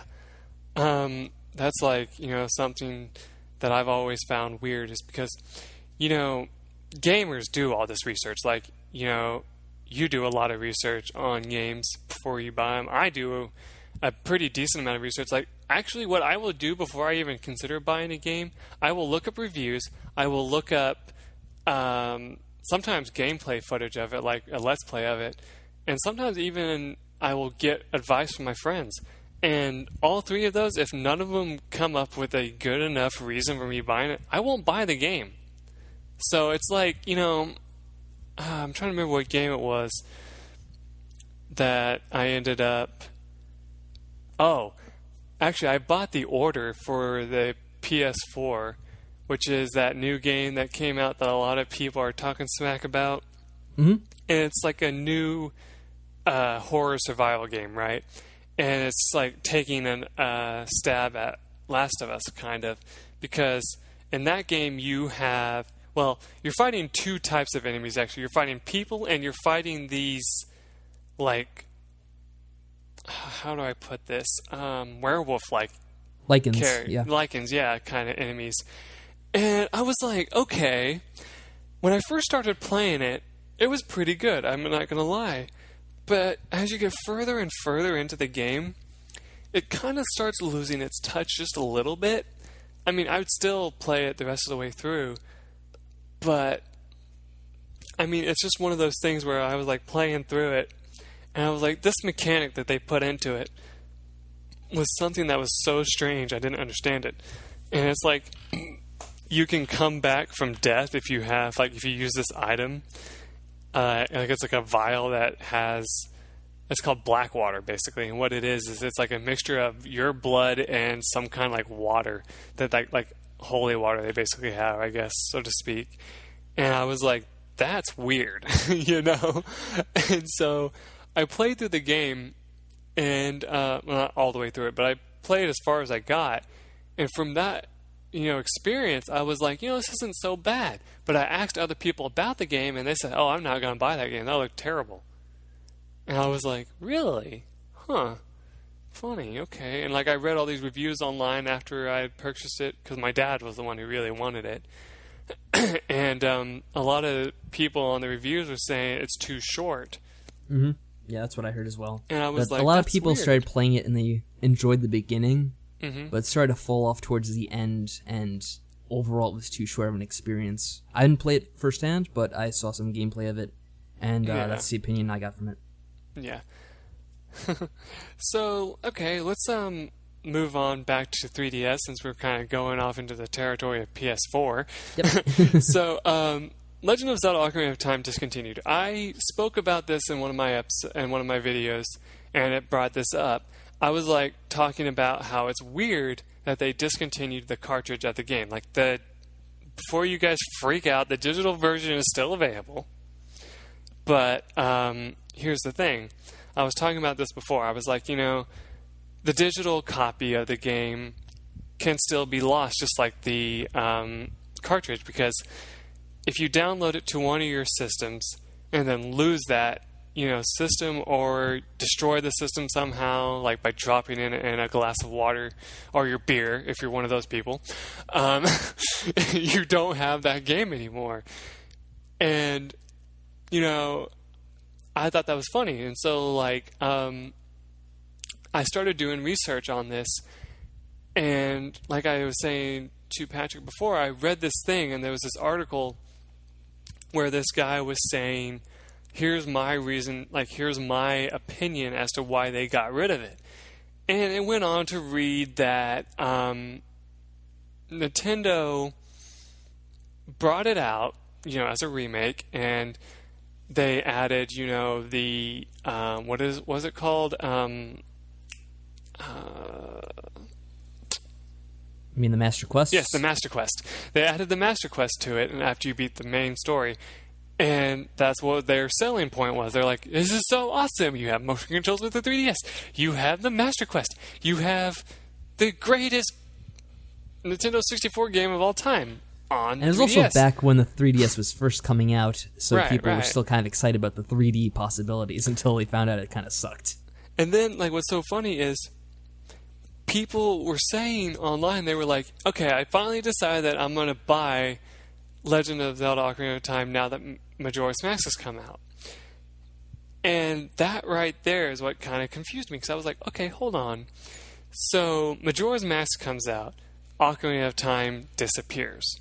And you still have games that originally came out near the beginning of the 3DS's life being sold on store shelves. And so I was like, okay, let me look into this and find out why. And there wasn't any interview from Nintendo itself, but a lot of people are speculating, which, where that goes all the time. But people are speculating, they're saying, well, it's probably because they made enough money off of it, and so they don't care about it anymore, and they got rid of it. But Patrick made a good point. He said, actually, I heard that the sales of it wasn't that great. And I was thinking about that just like the other day, and it made me think. I was like, okay, that's a good point. So let's say that the sales are bad. That would make sense as to why they decided, well, whatever, now they have Majora's Max, maybe that'll do better, and we don't have to worry about Ocarina of Time anymore. And we still have the digital copy available, so they can still buy it. But, like I said before, I actually didn't say this before, I was actually talking to Patrick before we started this. I was saying how I think it's funny that if you were to buy a card or whatever for every time you wanted to buy a new game, like a new-ish game on the virtual console of the game instead of that cartridge, you have to usually pay about $50 to $60 depending on what it is. And say you wanted multiple games, you'd have to spend upwards of about $200, $250 to get all those games. Like, say you wanted 4 games, that's almost like $300 something right there when you think about it. And like, that's if they're all big games. I don't mean like indie games or whatever. I mean like big time, like cartridge games that are still brand newish. You'd have to pay that upwards of money, and it's just like, what the crap? And so I was saying, it's funny that like for those who budget video game buy, like I know a few people like that, they would not be able to afford these games when they first come out, so they wait a while, and then they wait too long and they disappear. And so that's what I was saying, kind of like when Ocarina of Time 3DS first came out, I didn't buy it because I was like, it's maybe not that great. And then I saw a Let's Play of it, saw that they added Master Quest, and I was like, now I want it. But that was after it was gone. And so I was like, okay, how do I get my hands on it? And so, like, I looked it up on the internet while I was at the store where I was hoping that they sold it, and I got that article, and I was like, oh, they discontinued it. So the only way I'm going to get my hands on it is if I buy it from an outside source or buy the digital copy. And, like I said before, I have nothing against digital copies, but I was just feeling like that's not fair when you think about it, because it's like, well, I know that sounds like a child thing to say, but when you think about it, most people would be like, that's not fair, because it's like, oh, well, I could have easily, purchased that game before, but I chose not to because I wanted to see how it got received. And now that Majora's Max is out, I've been debating about buying that because, I was like, I've heard mixed reviews about that as well. Like, Ocarina of Time, I heard nothing but good things about it. Sort of, I should say, actually, because many people liked it because of Master Quest, not because of the base game, which you could play on the, if you have one, an original 64, or the Virtual Console on the Wii or the Wii U. But my opinion on it was, I was like, okay, so if I want a cartridge, I bought it from Amazon, I got it, and I was like, sweet, this is awesome. But before I bought it, I had to wait a while because people were trying to sell it for upwards of $70+. Like, one person was stupid enough to put it on there for like $100-something, and I was like, who would pay that much money? And I read some, things about it, and some people were saying, look, I know why it's this price, it's because it got discontinued, but I will not pay this price. And that's what I think made them drop it to the more reasonable price. I think I got it for, I want to say around 30-something, plus shipping, of course. So it might have ended up being like closer to 40, I want to say. But like thinking of that, you know, it's you got the whole fact of, so I paid that much money for it, got it, and now it's mine, right? I don't have to worry about anything. But, you know, other people would have to pay more if they want a good copy of the game. Because, you know, you always got those people who are like, I'm going to sell this copy even though I've, like, sat on it a couple times, scratched the coating on the back a little bit, and it still plays, of course, and stuff like that. And it's like, no! Like, I don't know if you've bought old PC games online and had issues with them in the past. Oh, you really can't with the PC games. They're all digital now, so yeah, you know, there's really no buying used copies. I mean, if back in the day you could have, you know, yeah, they didn't even really have things like if we're going back to the 90s. I mean, eBay wasn't really that popular, right? I don't even know when it first came into being, but there weren't like a lot of options for buying PC games used. You can do it in game stores back in the day, but now, you know, good luck finding a physical copy of the PC game. Well, like, you can still find physical copies of PC games. For some games. Yeah, for some games, but like... Not very many, though. Most of them now, like you said, are either from Steam It's all Steam these days, that's the big thing. Well, yeah, but you can also go to the site itself, too. Like, I know there's some games, like, I think you can... Well, probably not for Grand Theft Auto, but I was like saying, there's probably some games that you could actually just go to the actual site and buy it. But like, Steam. I'm pretty sure that's Grand Theft Auto through Steam too. I mean, it's funny. I remember back in the day, and I guess it was about 5 years ago. It was whenever Skyrim came out. I actually got a physical copy of that game because I wanted to have the physical copy. Right. And what's funny is if you got Skyrim for PC, you got a DVD to install on your computer. You put the DVD in. And what it does is it doesn't install the game from the DVD. It actually takes you to Steam, and then you download the game from Steam.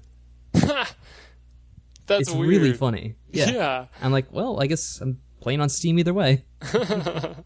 Wow. Okay, I did not know that. That's funny. Mm-hmm.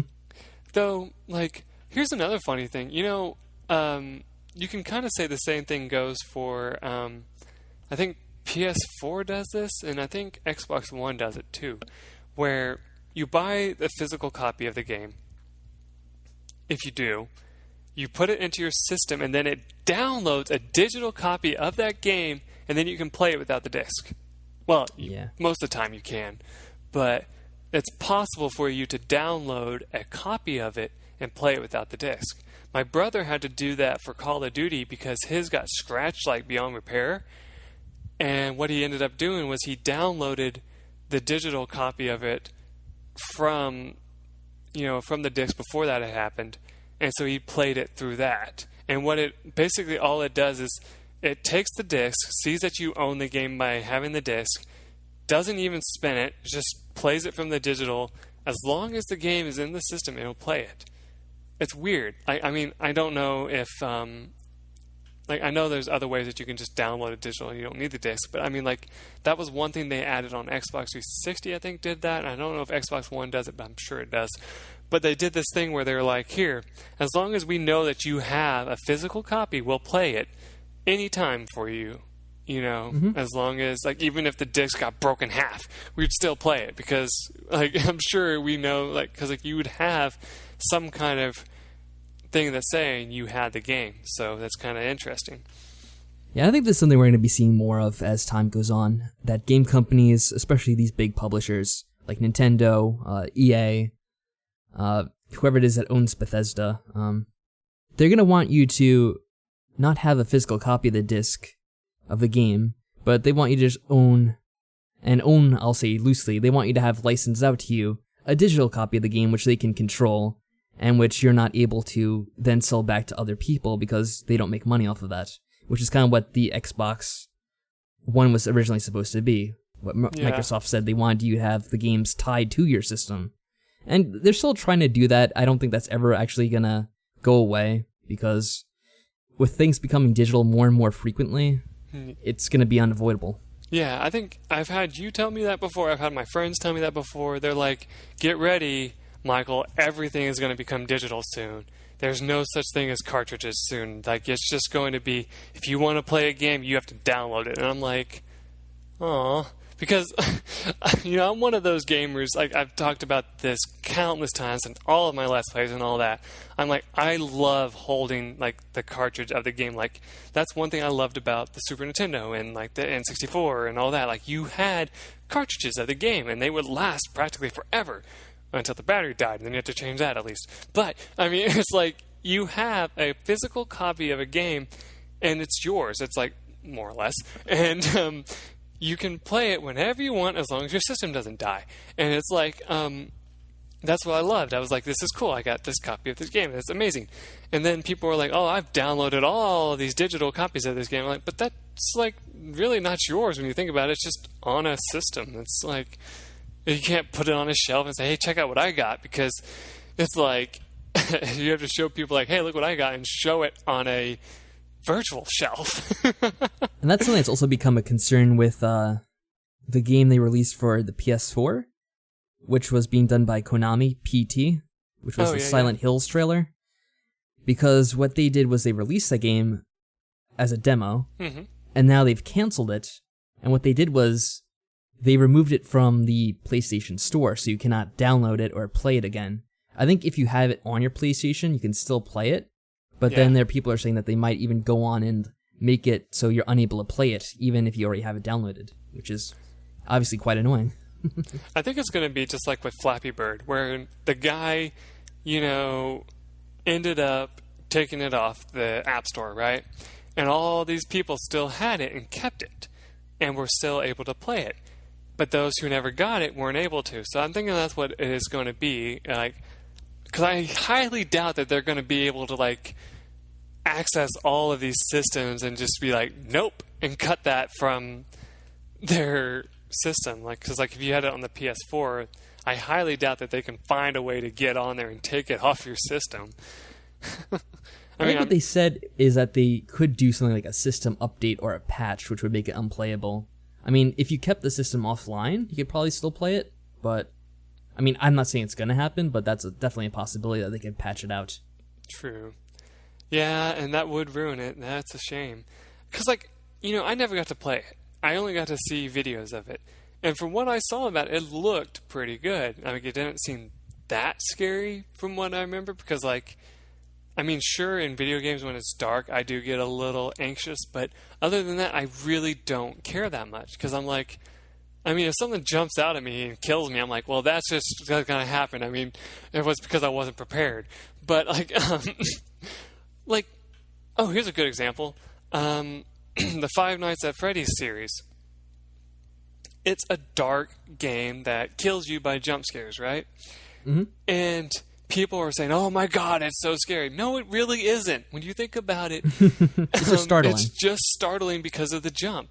Like, I only yelled one time when I was watching it, and it's because I looked away from the screen to grab something, and that's when the jump scare happened. Now, I wasn't playing it. I was watching a video of it, and all of a sudden I hear "Brrr!" in my right ear when I'm looking the other way, and I'm like, what the hell just happened? I'm like, oh, okay, it's just...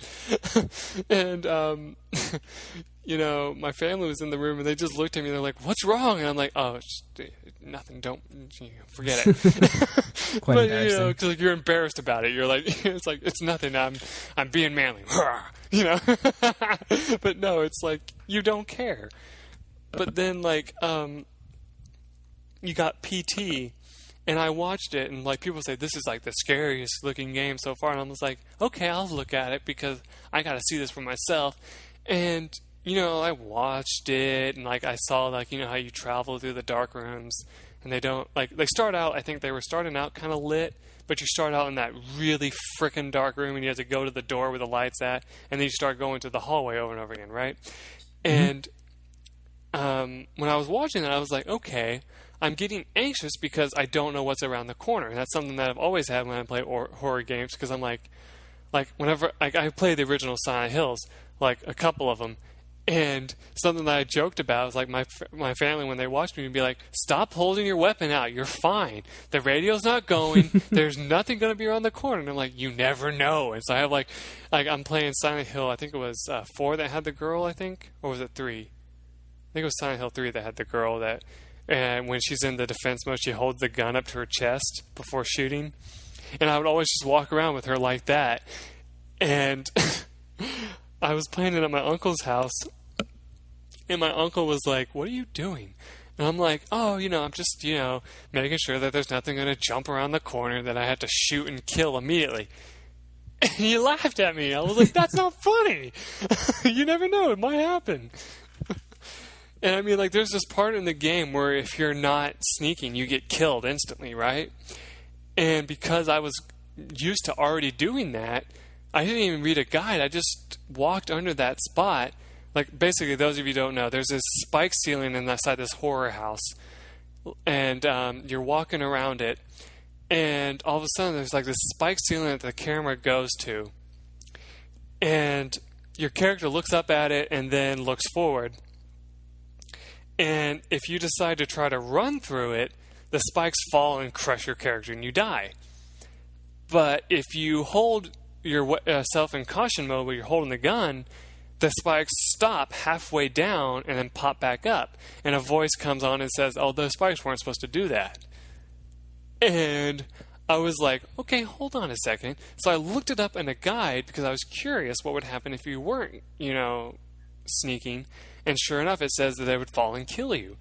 And I was like, so using my tactics from the entire game when I was just constantly sneaking around with my weapon held, was training myself for this point in the game to not die because I just decided, well, it's dangerous. It looks like something that will kill me. So I'm going to put myself in caution mode where I walk slowly and I have my gun ready so I can shoot something if something tries to like run out to get me whenever the spikes don't fall, And so it was just like really funny to me. But yeah, that's kind of off topic. But yeah, I mean, that's the same thing with, PT. That's what I felt the whole time. I was like, you don't have a gun. So it's like you're walking around a corner. It's like, what do? You barely move, right? So that you can, like, peek around the corner, see if anything's there, and then you're, safe. Yeah, because you have no way of defending yourself in that game, and it's just you just have to walk through it. There's nothing else you can do. It's funny. Yeah. So, anyway, I guess we can talk about Xenoblade Chronicles as a whole, because, see, this started a debate with me, because this one guy was saying he's looking forward to more games like that than he was looking forward to, like the classic Nintendo games. And I was like, okay, that doesn't make any sense, because I thought that game was terrible. And I'm probably going to get hate for that, but I don't care. So I've never played the series myself, so I have no opinion. See, I've watched Let's Play of the first one, and it was okay, but it takes a spin on RPG games, because what it does is your combat system is think Mystic Quest, where you can see all the enemies on the map, right? Okay. And you fight them by either running up and triggering a battle with them, or them sneaking up behind you and attacking you first. And then at that point, what ends up happening is you have a few options. You can try to run away, and to do that you have to run to the outside of the battle. It kind of does that thing where Quest 64, where it has that, invisible line where you're not supposed to cross, but if you get to it, you can escape, and then you have to run away until the enemy loses interest, if you decide to run for it. But the thing is, it works on the process of, what's it called? When you trigger an enemy to come and fight you, what's that called in video games? You mean aggroing? Yeah, aggroing, yeah. It's an aggro system where unless you're close enough to aggro them, depending on your level, of course, they won't attack you. For example, if you're at a way lower level than they are, they will attack you instantly. Regardless, depending on as long as you're within seeing distance of them. If you're a way higher level than them, they will ignore you. And I thought that was interesting, because I was let's say you're level 20 and they're level 5. They will ignore you completely, even if you stand right next to them. And I thought that was funny. I was like, that's a interesting thing to add to the game. However, same thing applies to World of Warcraft, where if you fight something that's way lower than you, you don't get experience. So there's no point in fighting it anymore. And so they make it where if you want to level up your character a little bit, you have to actually move on in the game, which is something that they should do anyway. I'm sure, I know, but I'm saying in the original RPG games back in the day, you could fight in the first area over and over and over again, and eventually you would max your level out, maybe after a year. But I'm saying there is that thing, you could do that. And it was an option. But yeah, I don't know. But yeah, Xenoblade Chronicles X, from what I've seen about it so far, all I've seen is the cover, and it has a girl on the cover, and she's the anime description of cute, right? Anyway, but I think that's what's trying to draw people in. But from what I've seen from Xenoblade Chronicles and that, I don't think it's going to be any different. And that's what worries me, because I'm like, okay, from what I've seen of Xenoblade Chronicles 1 now, I guess you could say, it was a great game, has a cool storyline, it has death of a character that I thought was awesome, so it pissed me off. And then you got Xenoblade Chronicles X. From what I've seen of it, it's just going to be wide open exploration again. And other than that, they haven't released much from what I've seen of it, except unless I've looked it up right now, which, But it's just one of those things where I was like, okay, I'm not really interested in this game because of that. I'm like, okay, wide open exploration is fun and all, but if I just had only that in a game, I would get bored after a while, because I'd be like, okay, what am I supposed to be doing, And I know, if you think about the first two Zelda games, back to that, of course, you're there was no real desire, there was no need for you to hurry up and go and go to the first temple, in Zelda 1, or in Zelda 2, go to the first temple in that game too, I guess. Yeah, it was a temple. They were both temples, I believe. And you could go to that first temple and move on in the game, but you didn't need to. It wasn't required. You could just explore if you wanted to, but only so far in Zelda 2. In Zelda 1, you could explore practically the whole damn map, but you would die because, of course, the enemies get stronger as you get further and further away from the start, right?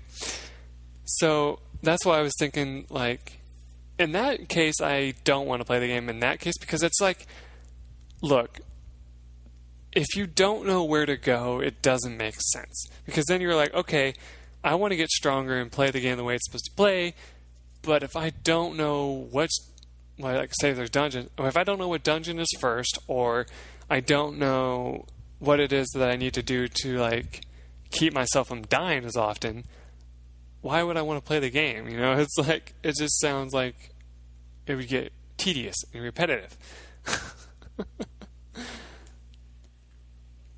Yeah, it doesn't really sound like the type of thing I'd be interested in. Like I said, I don't really know much about it, so I can't really say if it's good or bad, but... And I'm not a really good source of information for the game, because I haven't played it either.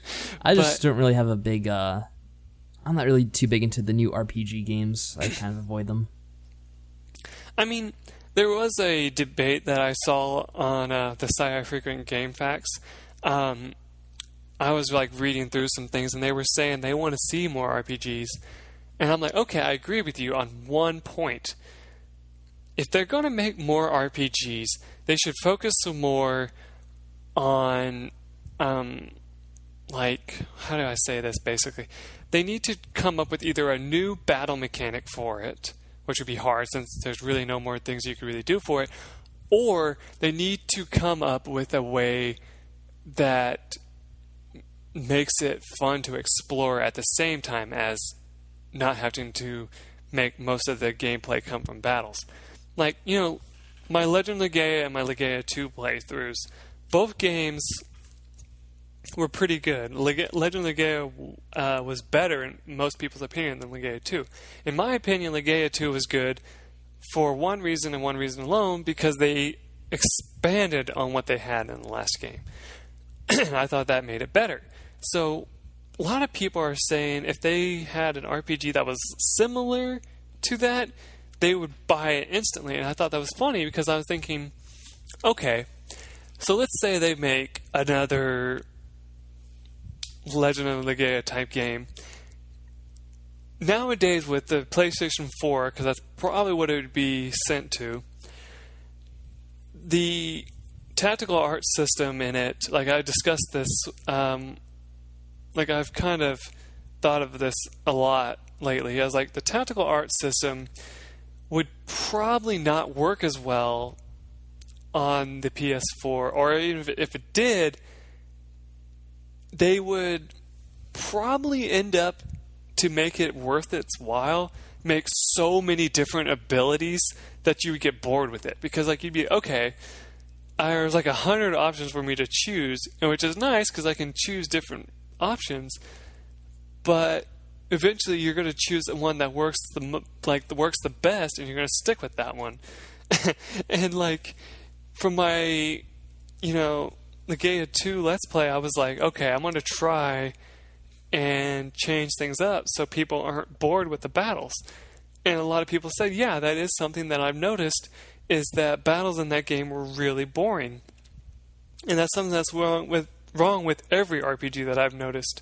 I mean, Final Fantasy did a good job keeping it from getting boring when you think about it, because in Final Fantasy, what's the one I'm playing right now? 5, 4? I don't remember. The one on your YouTube channel, you mean? Yeah. That's 6. 6, yeah. Final Fantasy 6. Yeah. Yeah, Final Fantasy 6. In Final Fantasy 6, you have the Blitz. And the Blitz all are different. Like, you can do...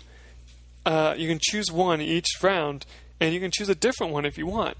And you have to choose one depending on your enemies that you're against. Like, for example, if you're fighting ground-based enemies, you can use Suplex. And that's really cool because you can throw them up in the air and smash them into the ground, which is awesome. Or if they're flying, you can use Pummel. Or if there's a bunch of enemies that are weaker to dance fire, you can use Fire Dance. And I just thought that was funny because, like, when I'm playing that game, I'm like, this is cool because I can actually do these fun little moves, you know? Mm-hmm. And the battles didn't get stale because of that. And then you got, let's see, what is it called again?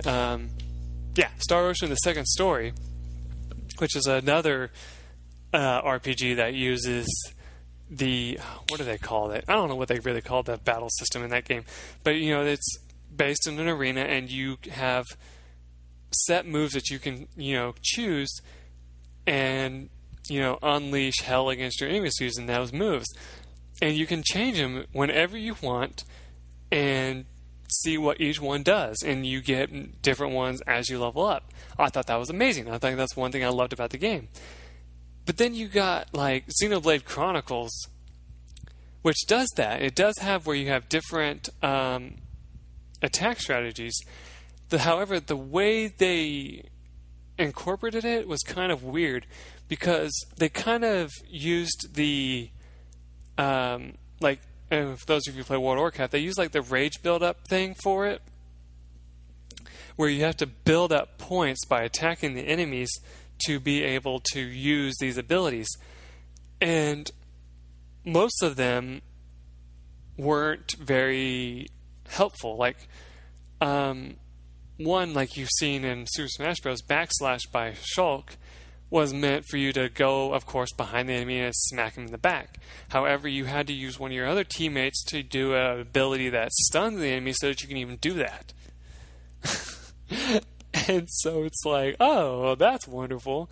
And then there's also the whole rage counter, which builds up and makes it where they will only go towards that character if they attack more than another character. And so it's like you have to do a strategy of, okay, I want this character who has the most defense to take all the hits, so I want them to do the most damage. But you have your DPS user, which is Shulk, because he's more of a hits per second guy than or damage per second is what it's really supposed to be, than a raw damage output with defense. And I thought that was stupid. I was like, okay, if I was going to build a team, like, for example, when I played the original Final Fantasy, I built a team that had 2 fighters, 1 red mage, and I think it was 2 red mages, 2 fighters, which is a stupid one. I know. I'm sure I'm going to get laughed at about that because it's kind of stupid to do that, because you really would want. What a lot of people suggest having is a fighter, a red mage, a black mage, and a white mage to have the most helpful damage output. But it's not necessary to do that. You can make whatever team you want. There's people who've played the entire game with just fighters, and that's really hard to do, but you can do it, But yeah. I'm pretty much done with my rant right now. Yeah, what was I going to say? Yeah, the thing with RPGs, and I should probably specify it earlier, is when I'm criticizing them, I'm mostly just meaning, the JRPGs, which are based on, turn-based combat or active, time battles, whatever they call it. But, I think Western RPGs are still quite good. The ones that I'm a big fan of are mostly the games that are like Skyrim, Fallout, that kind of thing. Mass Effect series was pretty good. What's the other one called? Dragon Age. That's another big one, I think. And The Witcher 3. That's another big one. Talking about, yeah. Those ones I find to be pretty well done, and they've kind of been the same for a while now. I guess you could say even those are getting a bit stale these days because, how much can you really do with that? But I find them to at least be a bit more innovative than the the old games like Final Fantasy, which are kind of retreading old territory at this point. Yeah. So, it looks like we've reached the end of 3DS unless you have anything else to add to it. I think we covered everything with that pretty well. Pretty much, yeah. We also went a little bit off base, too, with it. But, we covered pretty well, all I wanted to cover on that. Mm-hmm. So, it looks like you wanted to discuss Final Fantasy. Yeah, see, I made a good segue there. Yep. So, my Final Fantasy experience is pretty well known. I've only played the classic ones, like Final Fantasy for the NES, which I believe is Final Fantasy 2, I want to say. If you think about the chronological order, it's actually Final Fantasy 2, I think. Or maybe, I'm not even sure. I think it's Final Fantasy 3, because I remember there was a remake of it, and it was Final Fantasy 3. That's what it was, I think. Then I started playing Final Fantasy 6, and I've also played Final Fantasy 5, and I think that's all the ones I've played. Yeah, that's all the ones I've played. I've only watched the rest of them. Yes, so Final Fantasy... you've been quite deprived of your Final Fantasy experience over the years. Oh, yeah. I've only watched someone play through Final Fantasy 7. I wish I played it. That's a fun game, from what I've seen of it. Well, and we're soon going to be talking about that because Final Fantasy 7 is being remade, so you get your chance. Yep. But first, in a few years anyway. We're talking about Final Fantasy X5, which is 15, I guess, right? 15, that's what it adds up to, yes. Roman numerals. I just always forget what the X is, so I was like, hold on. I was like, okay, that's right. And it's the PC version?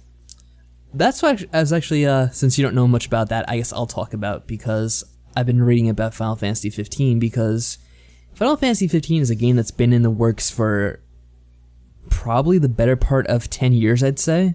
I think they first announced it back when the PS3 was first starting getting underway, and it's just been in development hell ever since. So we're finally getting to the point where the game should be coming out soon. They released a demo of the game earlier this year, and it was a bit controversial because a lot of the people that played it saw elements that they said weren't traditional Final Fantasy, such as the fact that the protagonists of the game start off all driving around in a car together. And that's kind of a far departure from dragons and chocobos and that kind of thing. Okay. But yeah, Final Fantasy has departed its ways long ago. Even Final Fantasy 6, the one you're playing now, you can tell there's a lot of technology in it. Final Fantasy 7 even more so. So it's not like it's the first time that we've kind of gotten into weird territory with Final Fantasy. But a lot of people are uncomfortable with it, and after Final Fantasy 13, you can understand why. Maybe not you, Mike, because you didn't play it and you didn't play the series in general, but a lot of people that are familiar with Final Fantasy know why 13 wasn't exactly the high point. We had 3 Final Fantasy 13 games over the years. I think they came out maybe 2009, 2012, and then just last year, which was 2014.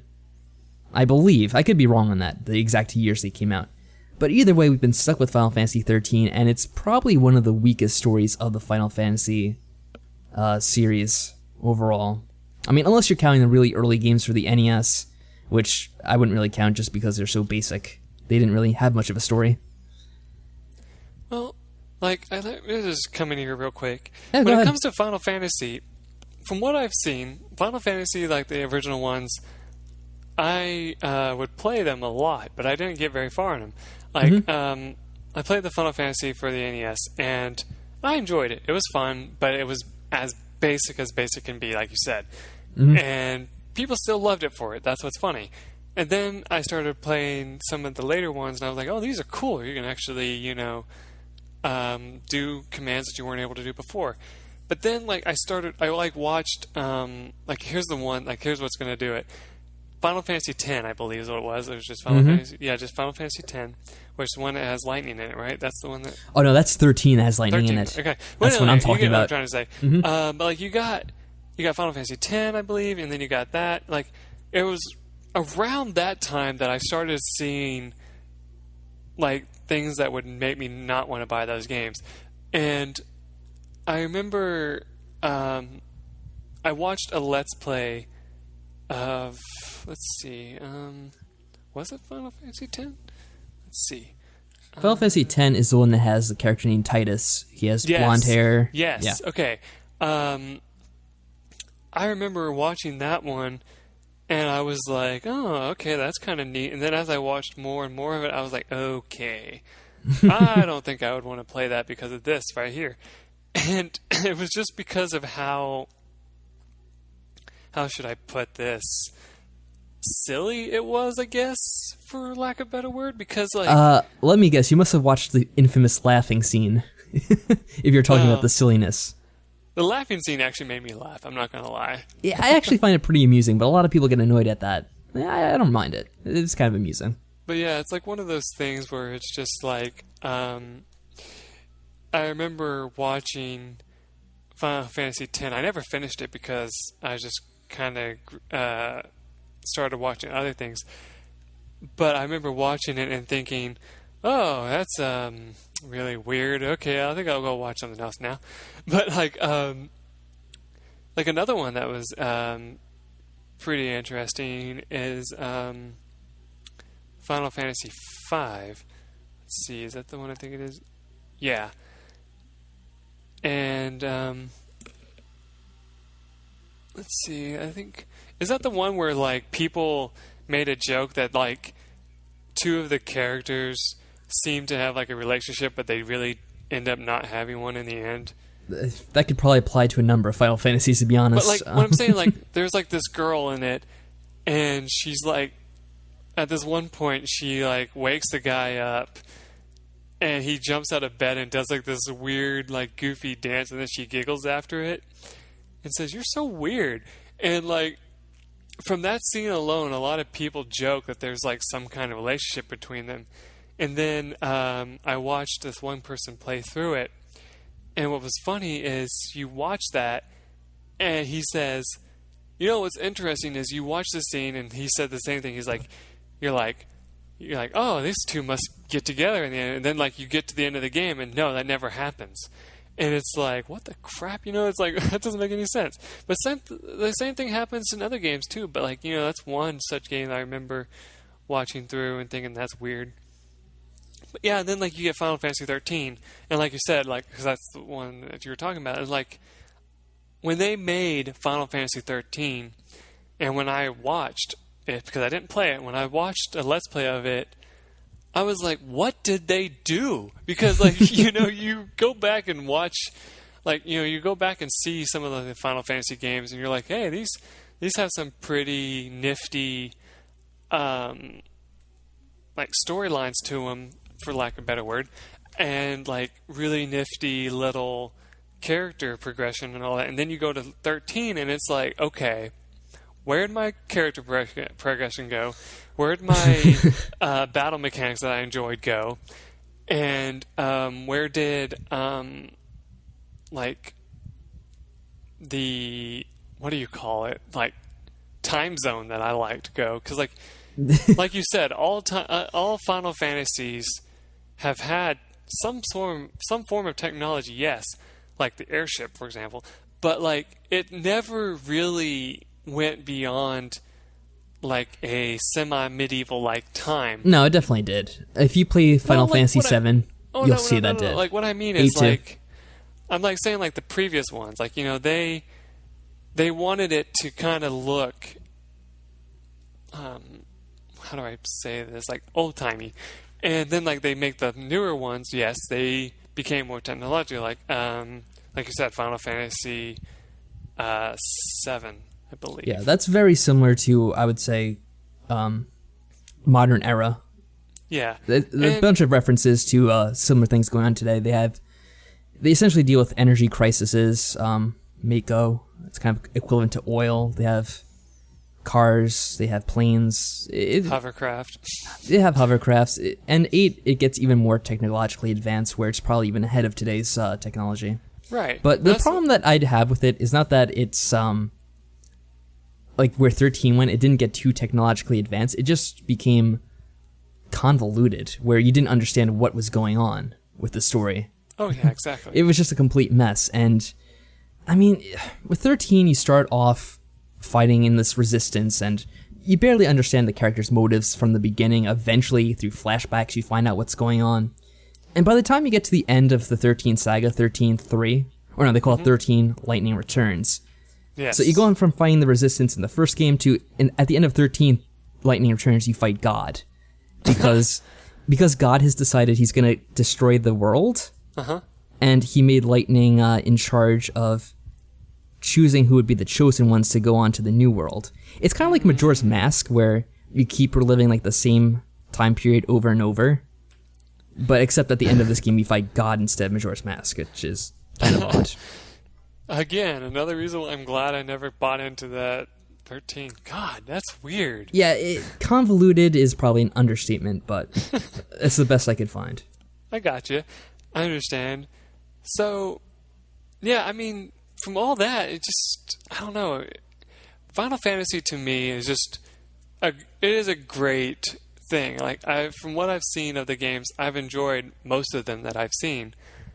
And then when I got to 10, 13, and so on, I was just like, okay, I'm done with this. Because I was like, you know, 10 was interesting and has some pretty cool like things in it, but it wasn't as attention grabbing as the old ones for me. And like some people would be like, oh, it's because you're living in the classics, that's why. No, it's because I know what I like and I play the type of games that I enjoy, not the type of games that are supposed to be good, you know? So, yeah. Yeah, I mean 10 I'll give a pass to. I find it mostly alright. But yeah. It's probably like the last Final Fantasy that I can really appreciate. I never played 12, even though a lot of people said 12 is pretty good. Oh, yeah. Yeah. But yeah, back to Final Fantasy 15 real quick. What I wanted to say about that mostly is, yeah, it's weird because it seems that Final Fantasy, back when the series was popular, I mean, technically it's more popular now than it was back in the 90s, but when it was first becoming popular, you know, when Final Fantasy 7 came out, it didn't seem to really need to do all the crazy things it's doing today. Like, Final Fantasy 7 had very basic graphics, even though it was the PlayStation and new era. I mean, if you look at it, it's very blocky, and this one, the graphics are all fantastic. They're the best you'll see in a game. I mean, it's fantastic, I'm not gonna lie, but you know, you need more than graphics. We're all fans of graphics, I know that, but there's more to a game than that. And it seems that's all they're advertising with the new Final Fantasy. I mean, the story, we haven't really seen much of what the story's going to be. And all we see is the pretty characters with their fabulous hair and their beautiful clothes. It's kind of silly. Exactly.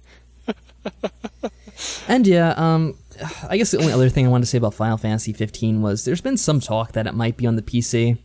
As of now, it's just unsubstantiated rumors, but the reason why people think this is because, well, if you haven't really paid attention on Steam, a lot of Final Fantasy games have been released so far. Like, I think they did 4, they did 5, no, not 5, they did 6. They now have Final Fantasy 7 out on the PC. It's the old version, not the new one that they're going to come out with in a few years. And they've also released Final Fantasy 13, or at least I think the first game out of the 13 series. So a lot of talk is that they may now actually release a PC version of Final Fantasy 15. It may not be right away, but it might be eventually.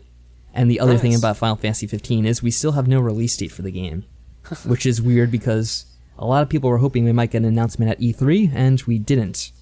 Instead, we got the preview for Final Fantasy VII, the remake, which a lot of people are excited for, but it's another thing where I can say that I guess I welcome it. Like, I wouldn't say no to a Final Fantasy VII remake, but at the same time, I mean, it's Final Fantasy VII again.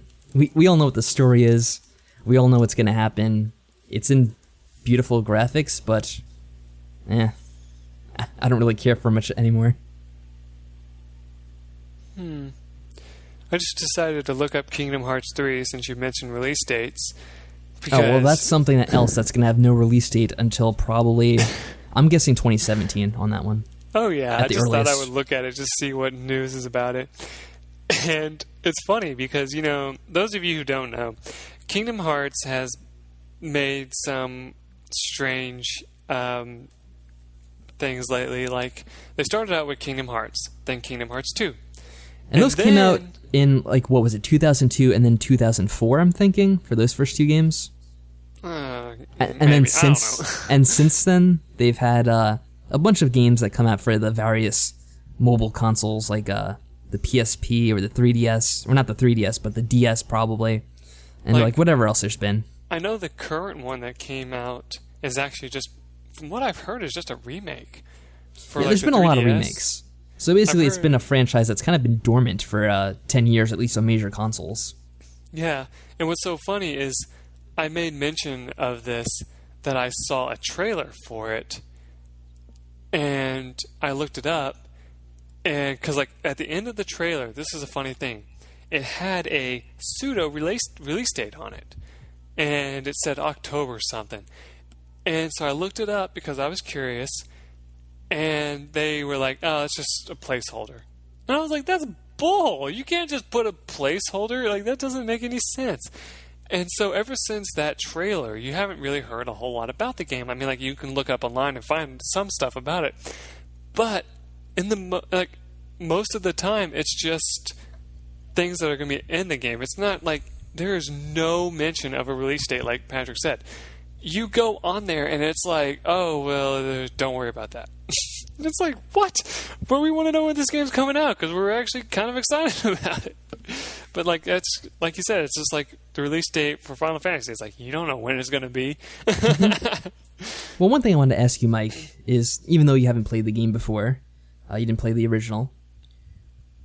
Why do you think that here in 2015, 18 years after Final Fantasy VII first came out, are they announcing a remake at this point? Just your opinion. You know, it doesn't have to be fact. You know, I've been thinking about this the whole time, and I'm not actually sure because, like, many people when they come up with remakes, they're just like, oh, let's try to bring attention to something that hasn't been seen in forever. Like, okay, I guess I could go back to the Ocarina of Time remake. They made that remake because they were like, well, it was popular then, let's see if it's popular now. And well, you know, it really wasn't that popular then. It's become more popular now. But, like, I'm thinking for Final Fantasy VII, if I had to guess, I would say that they're probably making it just to see what kind of response it's going to get. Because... oh, they know what response they're going to get. You think it's going to be a positive or negative? Well, I'll tell you right now why I think in 2015 they've announced a remake for Final Fantasy VII. And why they didn't announce anything for Final Fantasy 15 at this E3 presentation. And that's because, and I'll add, this is all just my speculation. I'm not a worker for Square. I don't know anything about their actual motives. This is just my own personal thoughts. What I think is that Final Fantasy is kind of at an all-time low in public perception, at least in the West. If we're talking about America, Europe, other Western audiences, which would include Australia, even though it's not technically the West, but Final Fantasy is still pretty popular in Japan, and still does well there. But if we're looking at audiences in America and other countries, they just can't relate to the games as much as they used to anymore. And that's becoming a big problem, because at this point, I don't think Square has a lot of confidence in Final Fantasy 15 to actually pull in a Western audience. And for that reason, rather than start development on Final Fantasy 16, which, since Final Fantasy 15 has been in development for so long, you think they'd start Final Fantasy 16, they'd rather make Final Fantasy 7 because they know that's going to be a sure hit. They'll sell millions of copies worldwide. And that's why we're seeing the remake at this time. Because 13 did terrible, and shook everyone's confidence in Final Fantasy and Square, or Square Enix, I should say. And, by doing 7, they're going to get a lot of fan love. They're going to get copies sold no matter what. Even if Final Fantasy 15 bombs, people are still going to buy the 7 remake. And if they made 16, that probably wouldn't be the case. But what do you think they're going to change in it? That's what I'm curious about, because, in the game itself, you mean? Yeah, you can't Well, I think really... they're going to have to do a lot of things with the script, because the script is kind of outdated. The story, which... Have you seen, a Let's Play of it, or what the story is in general? I know what the general story is, yeah. If you played it, there's a lot of weaknesses in the script. A lot of parts are kind of silly and exaggerated. There's a scene where... I think someone asked online, how would they do this scene in 2015? It's the part where Cloud is in, he's in a brothel, and he's in a tub with men bathing naked. How are they going to do that today, in this day and age? And that's going to be quite interesting. There's actually a game out there, yeah, and I'm not going to say the title for reasons, but there's a game out there, and in that game there actually is a secret scene that you can unlock, and it's a bathing house scene, and there's 2 ones you can get for the men and the women, and in the men's it actually shows one of the guys' butts in the picture, and it also it kind of just doesn't show much nudity, but it does show the backsides of some of the guys, and then the chest area of another one, and that's it. But the funny thing is, for the women, you have to fight through a really hard area to get to it. So you have to wait till dicks. I think there's multiple dicks. So you have to wait till one of the other dicks to get to it. And when you get there, it doesn't show much of anything. And it made me think of that when you say that brothel part, where if they do decide to do that scene over again, maybe it'll be something similar to that, where they make it as tasteful as possible. Because yes, there are games out there that have nudity, Leisure Suit Larry, for example. And it had some in it, but it's PlayStation and other systems nowadays don't make a whole lot of what do you want to call it, attention to that, and I think they're looser about it than they were back then, but I'm sure that if they do that scene again, like I said, they're probably just going to change it slightly, because I'm sure, even though that is the case, they still probably don't want to make it as, noticeable as, you would think. Yeah, it's kind of funny just to see how exactly they're going to address that in, 3D graphics, high definition 1080p 3D graphics, because it's going to be an interesting scene to see if they actually do include it. There's also a scene during that same part of the game where Cloud has to cross-dress and go into this guy's mansion, who's kind of like a pimp.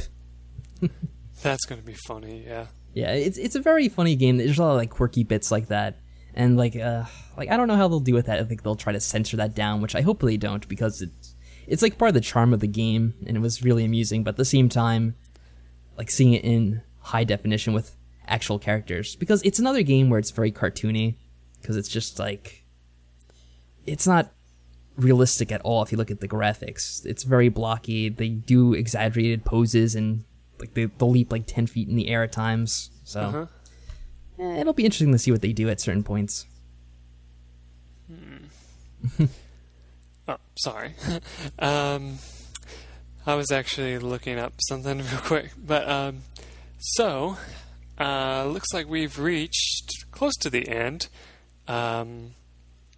2 hours or so in. Let's see. We are talking about Metal Gear Solid 5, it looks like. Yeah, that is the last thing I want to address because, well, there are a lot of games that were announced at E3. But Metal Gear Solid 5 is supposedly going to be the last Metal Gear game that Kojima does. After, I don't know how many years it's been. Like 10 years or so since he started making Metal Gear games. I don't know. No, obviously more than 10. It's been like 20. What am I saying? Metal Gear Solid came out in, what was that, like 96, 97? Maybe 98. I don't really know. It was a while ago, though. No. Let's find out. I got Mike double checking that for me. I'll give him his nickname Wookie once again.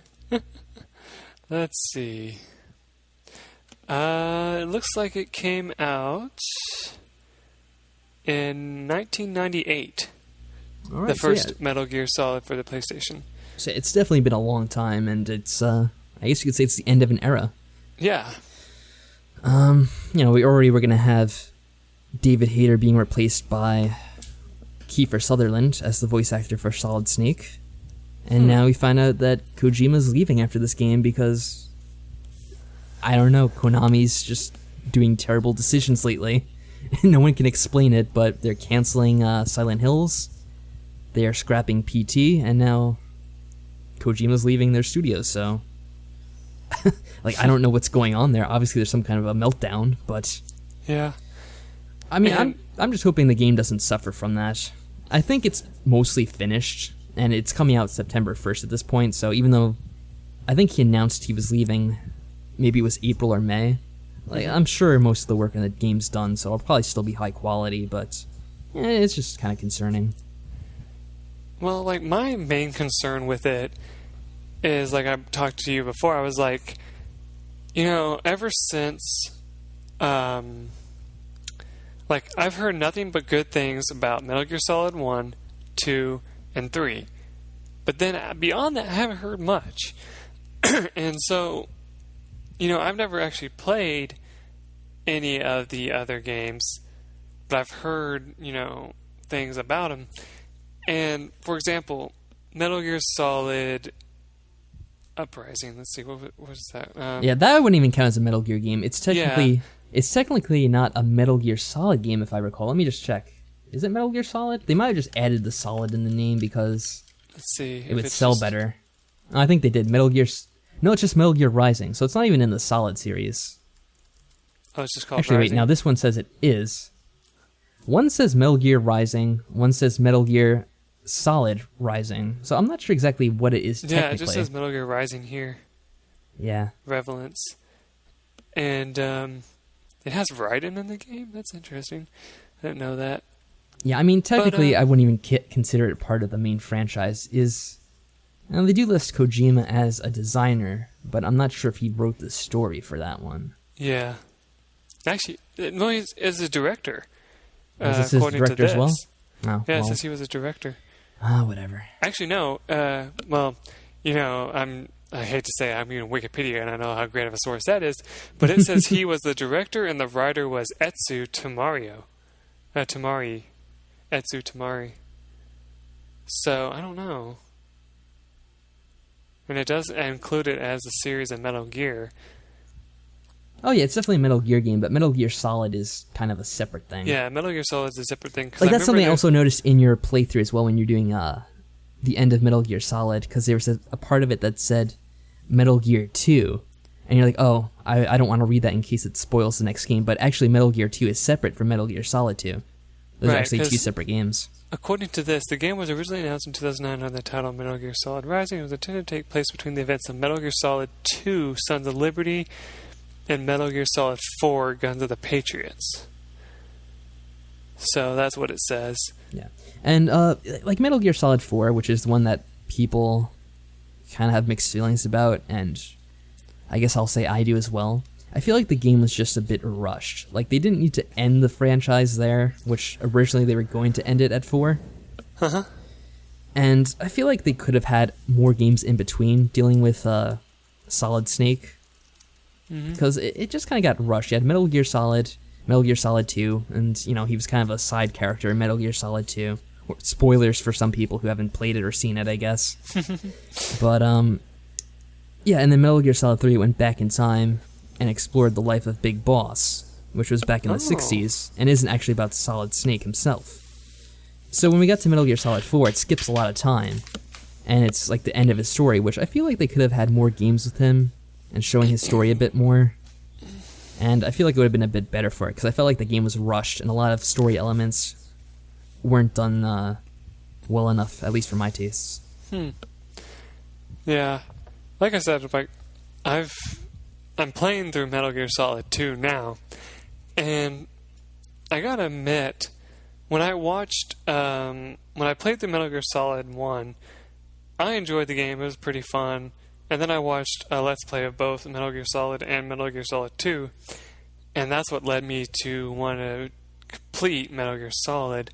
And then when I watched the Let's Play of Metal Gear Solid 2, I was like, I definitely want to play that, because it made it look a lot easier than Metal Gear Solid 1, which I've quickly found out it's not, but that's not important. I would definitely say the mechanics of the game are much more refined than the original. Well, yeah, I'll give him that, but I'm still sucking at the game. Oh, it's something that can help that. But yeah, I mean, it's just a funny thing.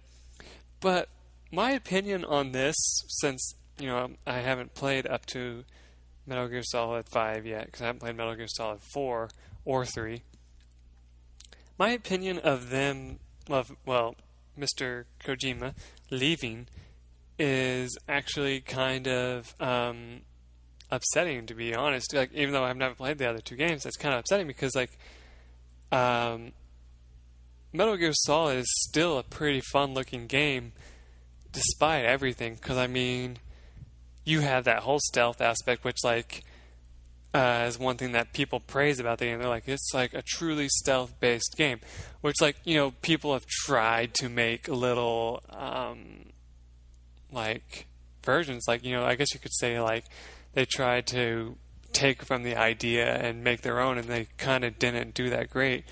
Like, I think, what was the game? It was one of the Tom Clancy games. Like Ghost Recon? No, Ghost Recon didn't rely too much on stealth. I've played with those games. Most of those is just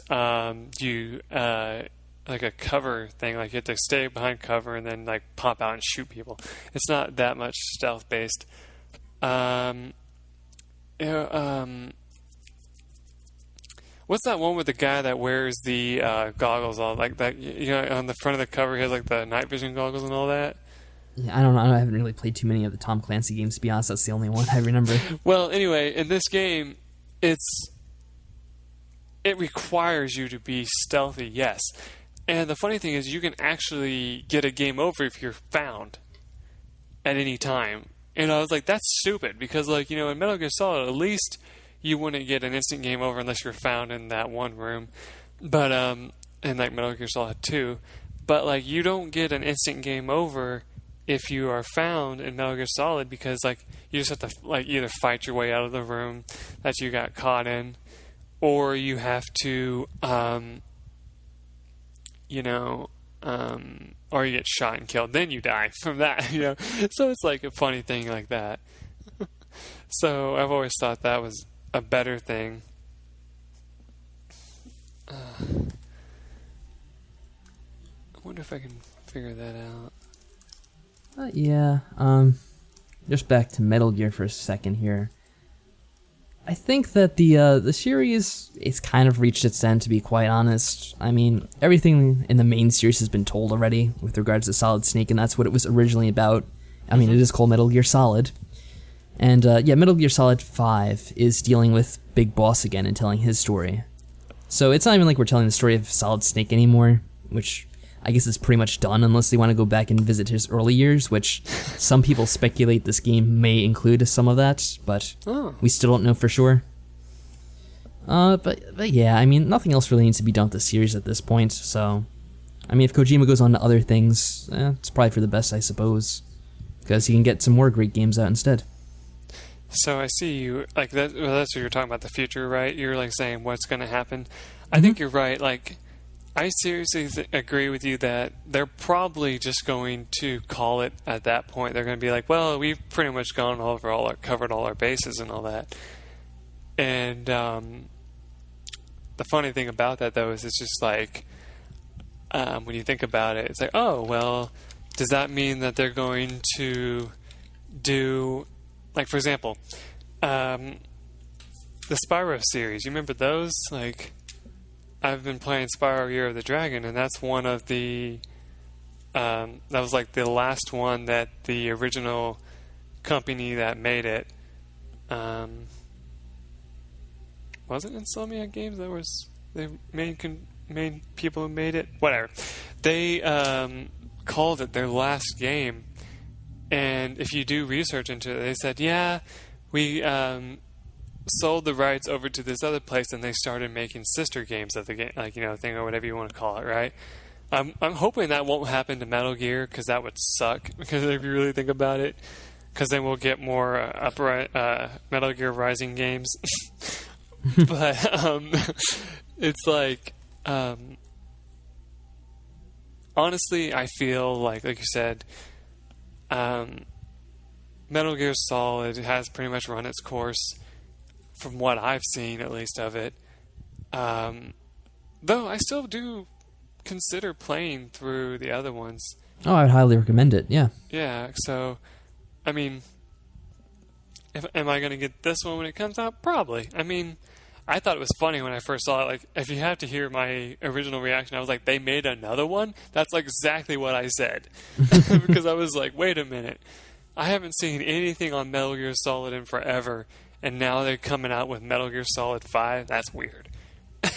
And I was like, okay, whatever. I'll just, see what it ends up being. And then you come to me and you're like, hey, by the way, have you heard of this? And I'm like, no. Not until just now. You're like, really? That's amazing. It's been around everywhere. I'm like, really? But yeah, I mean, I don't know. And like you said, with Konami being like, oh, let's cancel all our games, they're probably about to go under, is my opinion. Because people are unsure what's going to happen there. Like, some people are speculating they're just going to focus on like making mobile games for phones. But, it's hard to tell what's rumor and what's fact. Oh, sure, that's a great life to lead. But like, the funny thing is, with PT, when I first saw that and I found out that it was more than a demo and all that, I was like, okay, so why hasn't it come out? And like you said, like you showed me that site and I was like, oh, so they canceled it. And like, people are still, hassling about it. They're like, it's never going to happen. And it's like so funny. And I just think that's just a really hilarious thing. Oh, back to the topic of games that'll probably never happen. I was talking about Super Mario Sunshine 2 and how that's never going to happen. There was actually a post by one of the people who was on the team for that game, and he was saying how that would be a fun idea, but that was back in 2013, I want to say that they said this. Yeah, 2013. And he was saying how he would love to see another game like that made, but not everybody agrees with it, so that's why it's not happening. And so, honestly, I feel like that's the same way with some of these other games, where it's like, people are asking for, hey, you should make this, or hey, you should make this, and they're like, no, we can't make that because we are done with that. And it's like, and it's like the same thing with Metal Gear. It's like, if Metal Gear Solid is so like becomes really successful, does that mean Kojima's going to come back and make another one? Probably not. I mean, it's just one of those things where you're just like, just because people want it to happen doesn't mean it's going to happen. Like, you could say all you want that, like, those people, like, thankfully this has died down, but like the joke about Half-Life, you know, like they were saying there was going to be a new Half-Life. And that was like, that's never going to die. Well, yeah, it's never going to die. But I'm just saying, like, we were talking about this. We were like, it's funny how there are still people that joke about that and say, oh, this would be so great if this actually came out. When it's been said time and time again, it's never going to happen. And it's just like, but, you know, people will always stay with what they believe. And I'm sure someone in the comments is going to say, well, yeah, I mean, like, I have a game that I would love to see made. And like, I mean, and like I said, with Legend of Gaia, there are still people that are filling forums and stuff with saying they need to have someone make another Legend of Gaia. And I'm like, but nobody will, because they don't think it's successful enough.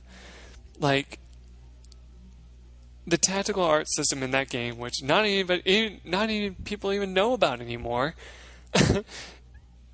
if you brought that back and put it on a screen, like on a commercial or something, and said, hey, look, we got this game that's going to add this, people would be like, what is that?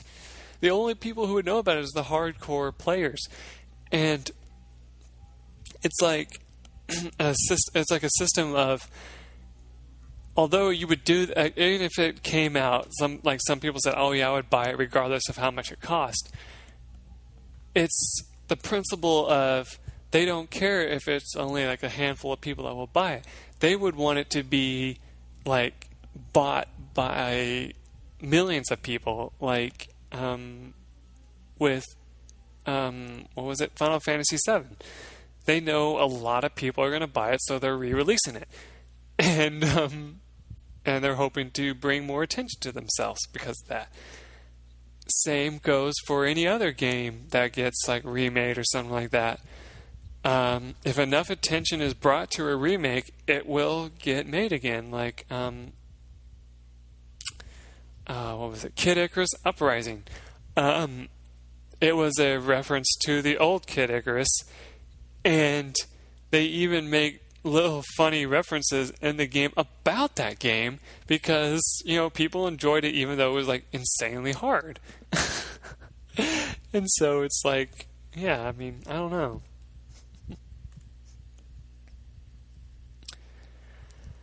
I think I've said all I'm going to say about that, though. I think that pretty much wraps everything up at this point, unless there's any final comments or claims you want to make.